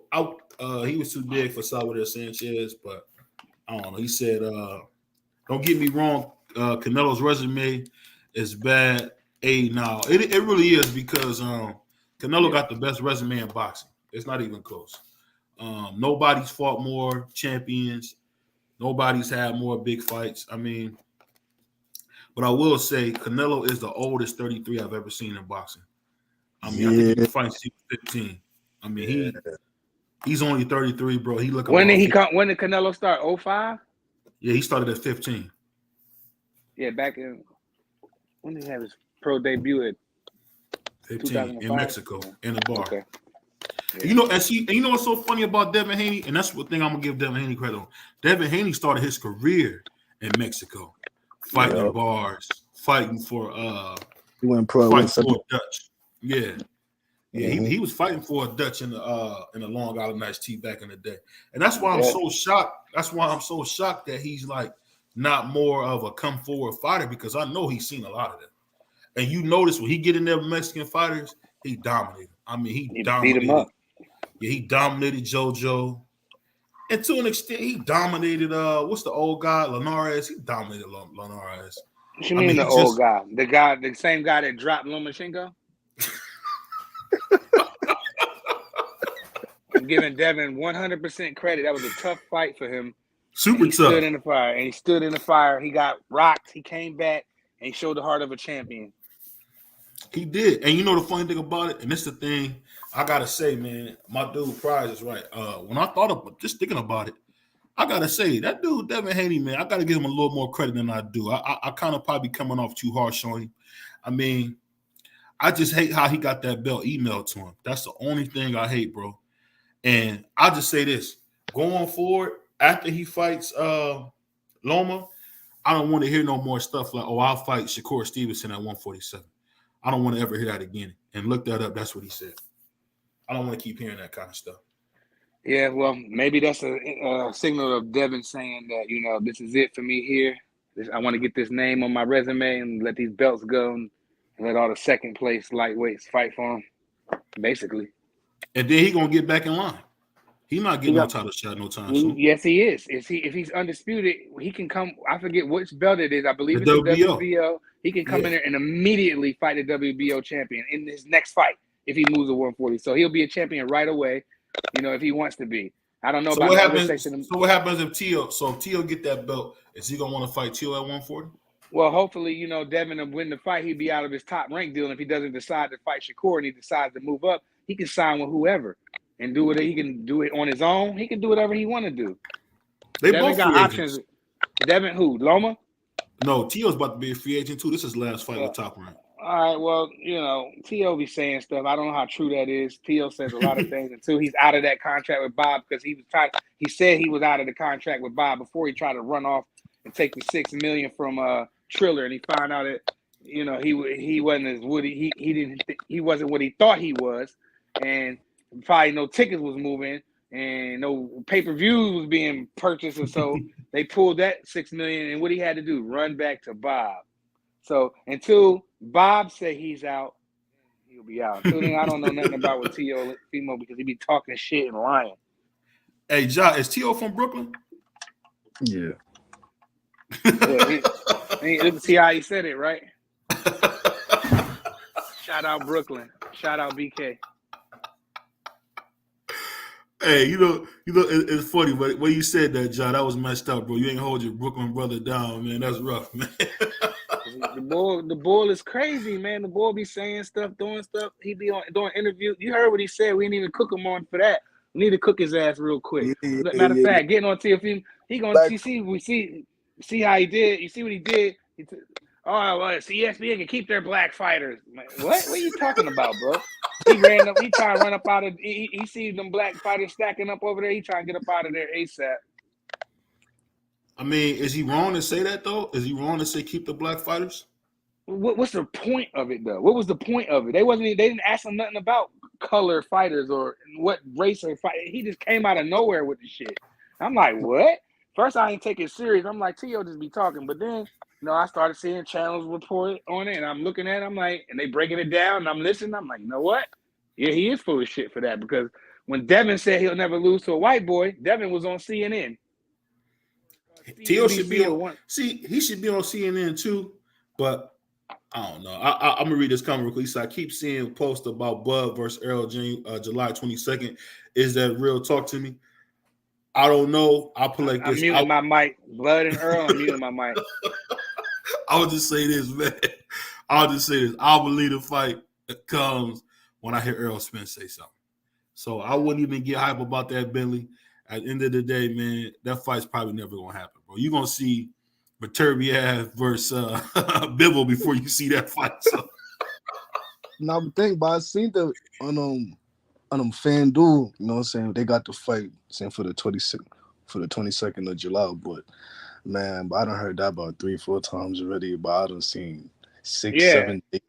I got to stick up for my man Prize, man. He said he's not speaking on that, and I'm not really going to speak on that either. Well, I'm tired of arguing. I'm tired of the fact that Ryan and Tank can get a fight done, and y'all can't stop that quickly. I mean, and you know what's funny? This is the funny part. This part that's going to blow your mind. Tank and Ryan might fight again before they fight. So I doubt that. No, what I'm saying is I really think that fight did so well, bro. I can't see them not running that back. You talking about 125 million? We ain't seen that in boxing in about almost 6-7 years, man. It's not going to do them numbers again. People don't got confidence in Ryan Garcia right now.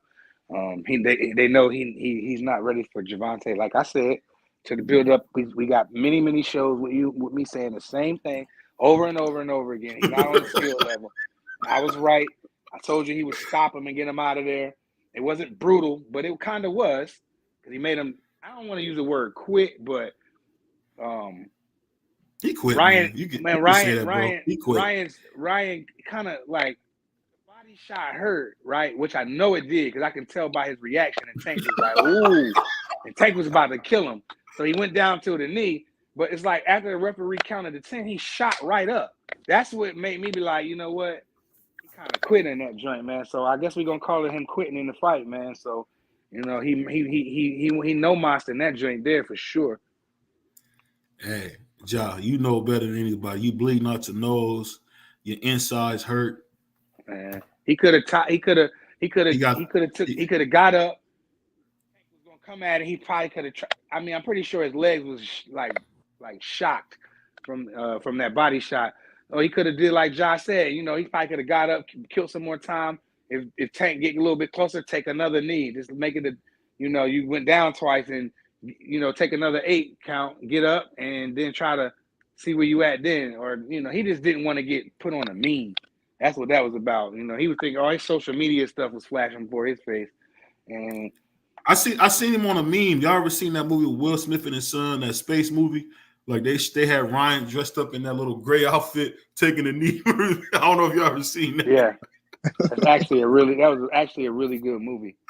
Yeah, that was, man. Take a knee. Take a knee. Yeah. That's Will was telling young boy, take a knee. Everything he did wrong, take a knee. Damn. Take a knee. Yeah. Hey, the funny thing is, I'm gonna just keep it real with you, man. If it ain't Sugar Sakura, man, ain't nobody beating Tech. Ain't nobody beating Tech, bro. It's just that simple, man. I thought maybe so, but unless my man Cool Boy Steph can make it to 130, which I don't think, it won't happen. Nobody gonna be able to beat Tank, man. Tank is just too much. Cool Boy got them. He got to get rid of a Casper the Ghost first, and then we can talk about Cool Boy. Shout out Cool Boy from Philly. Hey. And when he gets stopped, Joe, we're gonna bring you back, man, to laugh at this brother some more, man. The monster's about to stop that boy. Cool. That dude he had the weakest running one. What's it, undisputed? That guy. He beat up a man that I bet you don't know his name. What's his name? Butler. What's his name? His name ain't Butler. What? Where did he come from? What do you say? What am I dreaming about, Bentley? You talking about I'm dreaming about that Arrow fight and Bud? Bro, that fight ain't happening, man. Don't even get your hopes up, bro. If that fight happened, man, I would be shocked. I'm not saying it's impossible, but I think you will see Barney versus Arthur Reed before you see that fight, bro. Like I really do, man. You will see Barney and Arthur Reed throw hands in the ring before you see them fight, bro. Because Bud don't want that fight, man. He been saying he don't want the fight for a very, very long time. Same and time, at the end of the day, go oh no, my bad. I want to say like, but who else is same as Bud gonna fight? Bud is not gonna fight Boots. Bud is not doing that. You know what I'm saying? So it's really but nobody else that, you know what I'm saying? And Crawford, he needs this fight. He need it. Well, you know, Boots ducked Crawford. You know that, right? We gotta keep it real here. What he Boots did? ducked Crawford. Yeah, you know, he was the next up in the WBO, and he left the whole section about to go to IBF route. So people talk all this cash money about Boots. Man, at the end of the day, he had a chance, and you know your boy Crawford gonna fight his mandatories. He jumped out of the race to take the IBF interim belt. So I don't know, man. Y'all, it's cool when they do it, but when it's y'all do, it's okay. You know what I mean? I don't know. I feel like probably... you see my man Prize fight is silent on that. You see that? He's silent. I don't know. I don't have enough information about what Jaron Ennis did against. You see how he did that? Maybe that might be a tough fight. Maybe he said, you know, I'm gonna go to IBF route because at least Earl worked with Showtime. I work with Showtime. You know, that Terrence Crawford fight might be a little tough to make with the networks being, you know, they being on different networks. I don't know much information about that, so I don't. Didn't Sean Porter fight Bud? Yeah, well, I mean, yeah, I guess it's cool when they do it. It's a problem when I do it. maybe he feel like he want to fight Earl and get 3 belts, and he, you know, if you're the mandatory, you get a shot at 3 belts versus 1. I don't know. I don't know enough information about that situation. Yeah, I mean, basically what it was, I mean, Boots was scared to death, man. He didn't want to get in there with Bud, which was smart because it's just like I heard him talking cool. Hold on one second. He said Cool Boy going to stop. Well, Cool Boy going to 130 to stop Tank. I think Cool Boy might be too small for Tank. And then he said Cool Boy about to get his belts take away by Inouye. I agree with that. I think Inouye is special, though. I mean, if you put pound for pound, I don't think nobody can beat Inouye pound for pound. Based off of what? So if that Chinese man move up, Shakur Stevenson will dog walk him. Or you can't be serious. He going to 122. He almost died in the ring. What round was that? In the 7th round, 8th round? He almost died in the ring against Nonito Donaire in their first fight. He did beat him, but he had Inouye out. But Nonito was he was older, that he been in a lot of war. He got a lot of mileage on him. He be the old Donaire. Had that would have been now, if that would have been a younger Donaire, he would have slept him, bro. You see, he had Inouye gone, bro. I thought Nonito was about to kill him. I thought they was gonna throw the towel in there. I don't think that guy is skilled enough. He hasn't even sparred a black fighter yet, let alone fought one. And he gonna find out real quick how that Philly style is. That Cool Boy Steph gonna come in there and be in the best shape of his life, and he's gonna box circles and make it look so easy. And they can finally get this guy off the top of the pound for pound list. For whatever reason he's up there. Well, we know why he's up there, but he's up there based off of what? I don't know what these people are looking at, but he's up there. And when Cool Boy watch him, Cool Boy better go on. He better go on the pound for pound list. He better go on it. Because look at all them undefeated fighters he bought. He's a unified champ. He whooped on a good fight. He was in a dog fight. He won it. And I just like everything about the kid. Did he beat my boy Fig? Man, he beat him. Yeah, he beat Fig pretty good. He won't rematch him, but he beat Fig pretty good. And he said, "Boy, you tripping." Yeah, he did. Figueroa tag anybody up. Figueroa gave it to Steph, bro. He got robbed in that fight. He could take a punt, man. You ain't gonna see you ain't get no rob. Man, well, it was a close fight. I'll take that. It was a close fight it was a close fight that Cool Boy squeaked out some of them earlier rounds. Cool Boy, I'm trying to tell you, I know people don't like him, but it is what it is. He don't even talk that much, for real. And I don't think people don't. I think people like Cool Boy. You think they don't like him? I don't think people really care for him. You know, should he be on a pound for pound list? That's He debatable. dressed terrible. That's about it. I wouldn't be mad to see him on pound for pound. I've seen a pound for pound list with him on there. You know, he said, "What makes you think in a way won't tag up Fulton?" That's what I'm saying, man. Because first of all, he's not Figueroa. Cool Boy Steph sat in front of Figueroa and fought him. If Stephen Fulton chooses to box in a way, mark my words, he's gonna make him look ordinary. He's gonna smoke him. Now, if Cool Boy go in there and decide to select the war button, like they say, he might gotta. I don't know if he want to do that one anyway, because kid got some cracks. I'm not gonna take that away from him. But if Cool Boy go in there and be like, man, I'm about to box the dude, it's gonna look like Pacquiao and Floyd easily. What he say? He's waves above Figueroa. I mean, based off of who? Name his last 3 opponents. He just fought Butler for undisputed. That's all I can say, man. I can hear you. You keep saying Butler. That sounds like a rapper or R&B singer. We're going out to see Butler tonight. You know what I mean? Who? I can't remember Usher? his name. Usher. He beat some dude up, man. Right. What do you say they were all champs, and he took them. I ain't gonna lie to you, bro. If right. Y'all can have that, dude. If Monster Inoue was to fight Shakur Stevenson at the same way, he'd be the only person to give Shakur any work. Honestly, he gets smoked against Shakur. He gets smoked against Cool Boy. He gets smoked against Tank. He gets smoked against who else in the lightweights? Devin Haney will beat him up. So if he stopped Cool Boy, then what? That's what I want to ask you. If he stops Cool? This is what I'm gonna get on the show. I'm just like, we got something to talk about today. Yo, how I was wrong. How Prize Fighter was wrong. Shout out Monster Inoue putting on a great performance. I was wrong about the whole fight. I was wrong about him. Hey, and I ain't gonna lie, this brother would do something like that. What'd he say? Come up here and tell you I was wrong about him. Billy on him tough. What'd he say? He's not in the same weight class. That's true. I mean, in a way, is the second best fighter in boxing, man. I will put, to me, my pound for pound is Jamel Charlo. Jamel Charlo's number 1. Inoue's number 2. Terrence Crawford's number 3. Errol's number 5. Tank's number 6. Canelo's number 7. Huh? You skipped over 4, didn't you? No, I didn't skip over 4. I said Jamel, Inoue, Crawford, Errol. Number 5 is Devin Haney. Number 5 is Devin Haney.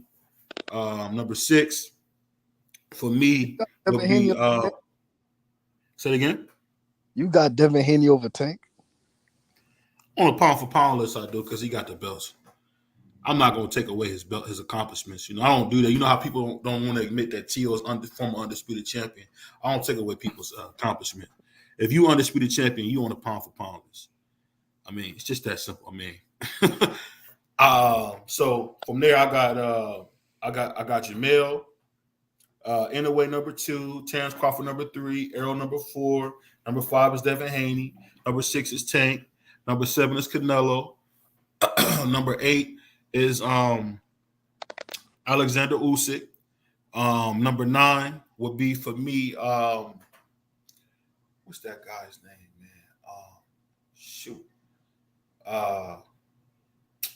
Man, what's his name?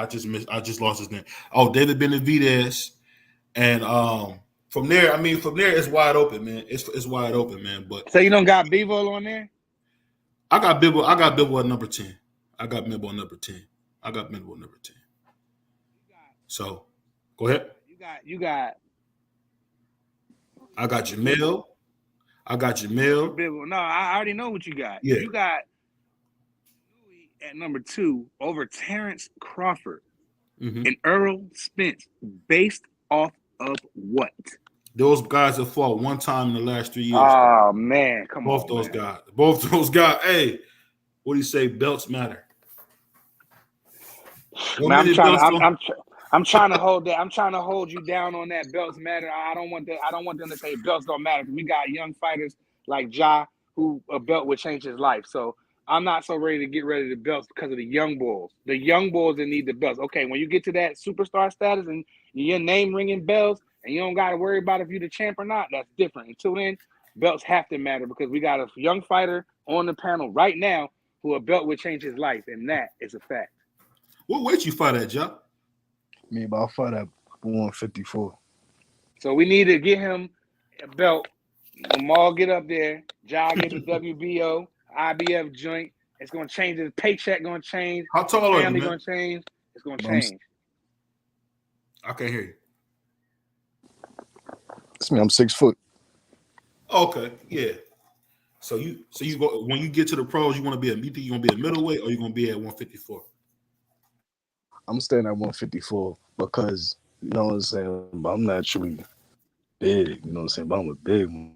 You know what I'm saying. So me staying down at 154. You probably walk around like 180, huh? Yeah. Okay, so you walk around 180. Yeah. So yeah, you would be a middleweight. You would be a middleweight. Hey, and the funny thing about like my man Prize fought about Computerall is nothing more than a weight cutter.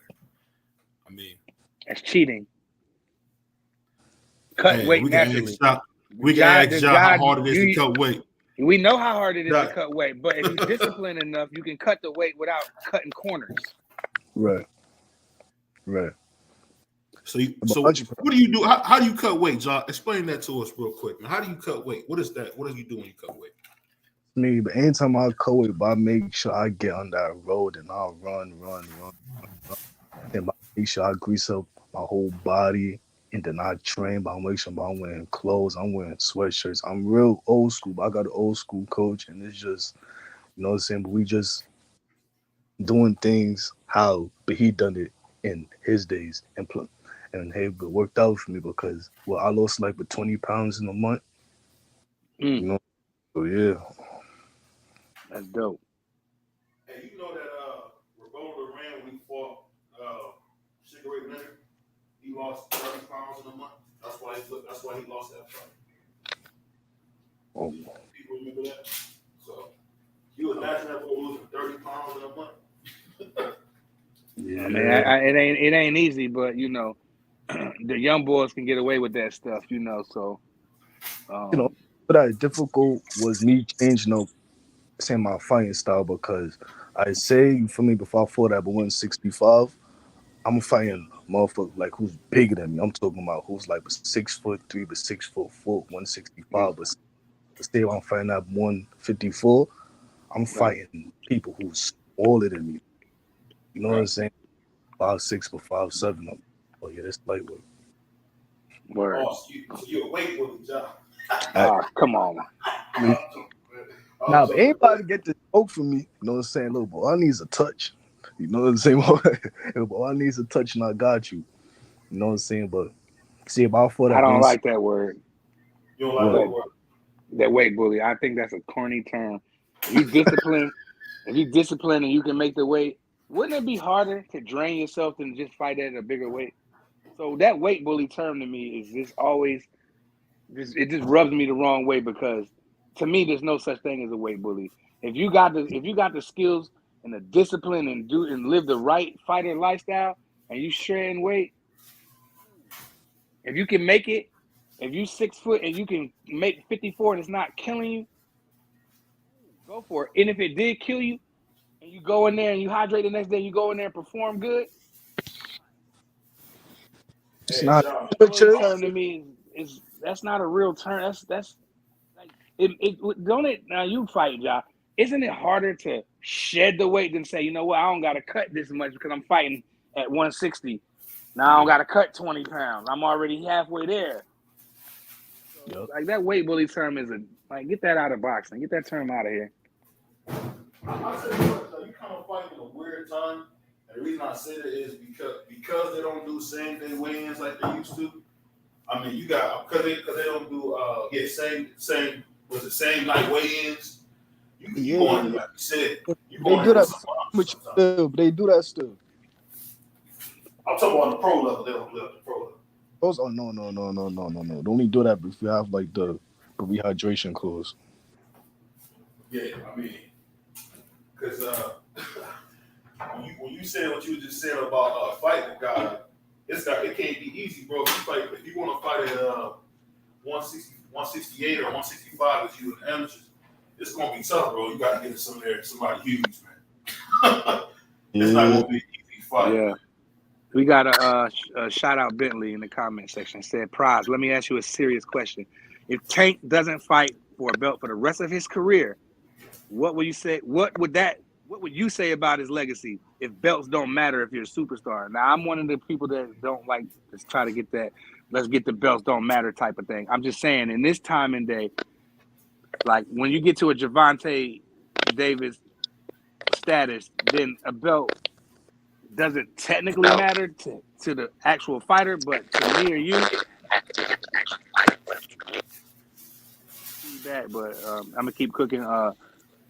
I think that Gervonta does need a couple belts on the way up there, but I feel like once he gets to like full potential, which he might have peaked right now, definitely think he'll get some belts on the way up there. Because he's not going to be able to avoid fighting the best. Because mostly the best fighters got belts right now. So to answer your question, it would his legacy if he don't fight for any belt for the rest of his career. I doubt that happens. Gervonta is what? How old is he? I don't think he's quite 38. Yeah, okay. He's getting. Yeah, okay. So he's getting close. So, it definitely would taint his legacy. But I can't see that happening because if he does what he's supposed to do and fight the best, then there's going to be belts on the line. Like if he goes in there and Devin smokes Loma, or let's say Loma smokes Devin, and they want to make Lomachenko, Gervonta, Tank Davis for undisputed, I'm pretty sure that'd be good for his legacy. He fights Devin Haney, whoever. But, if Devin vacates, then there'll be vacant titles he can go after. So he's going to get belts on the way up there to answer your question. But I think he's going to get belts up there. I don't want to say belts don't matter. I hate that term because, again, I'm going to say it again. Like this young man up here, he need a belt. Bro, he needs that belt because it changes your paycheck. Your money change. And he need that for his family like we all do. So belts matter to me. Speaking for myself. Hey, all the belts do matter. The only one that really does matter is the WBC, though. That's the thing that my man Prize won't say. Nah. That's the only belt that really, really matters is the WBC belt. I mean, let me ask you, John. High level. I mean, like at the high level, it really don't matter because the fighters don't like but establish themselves already. You know what I'm saying? So at the high level, belts don't really do matter in a sense, but it depends on who's fighting. But let's be real. But like at the low level, belts is needed. And the WBA love the PBC and Al Heyman, so I'm pretty sure Gervonta is gonna walk around like he gonna get more. He gonna get some more titles, but whether he wins or whether he loses a fight or two on the way, Gervonta Davis, he'll win some major titles. Not no WBA silver and all these Pride champions and all. He'll be a certified valid champion. Again, definitely 100%. I think so. Yeah, absolutely. You don't say nothing about that. That boy Tank. Man, but I know. But see, with the argument is people gonna be like, "Well, he sold 1.2 million." And that's a good argument. It is a good argument.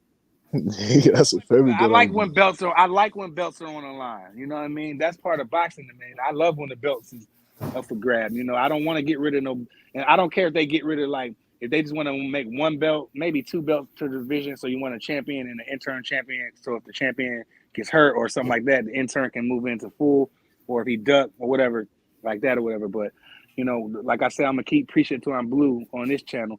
The belts matter to me, to prize fighter. The belts matter because of the young and up and coming fighters like Ja, like Richardson, Hitchison, like Boots Ennis and some of these young bulls. Some of them got them. Devin undisputed, Cool Boy unified. So the belts definitely matter.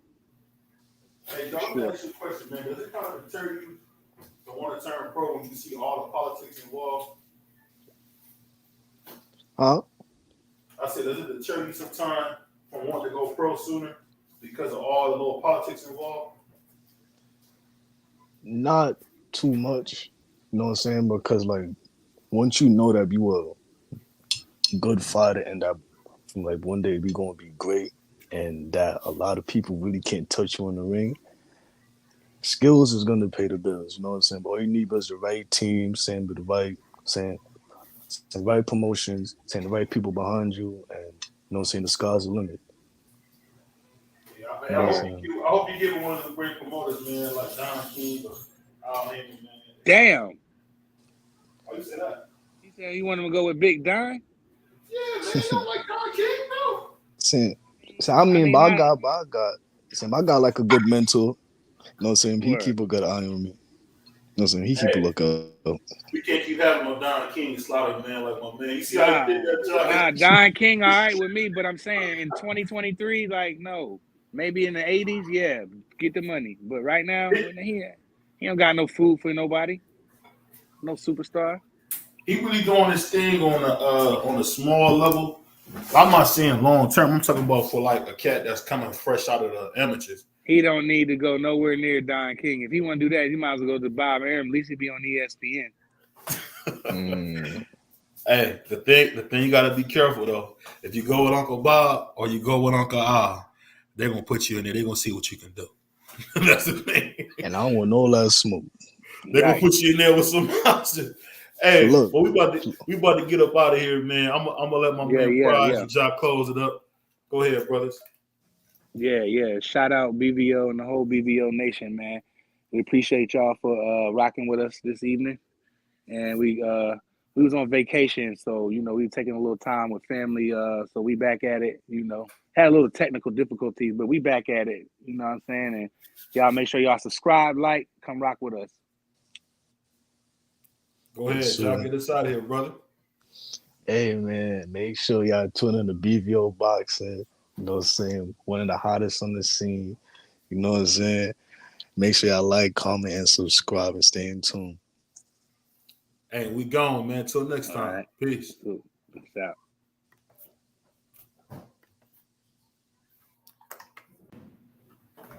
Thank you, honey.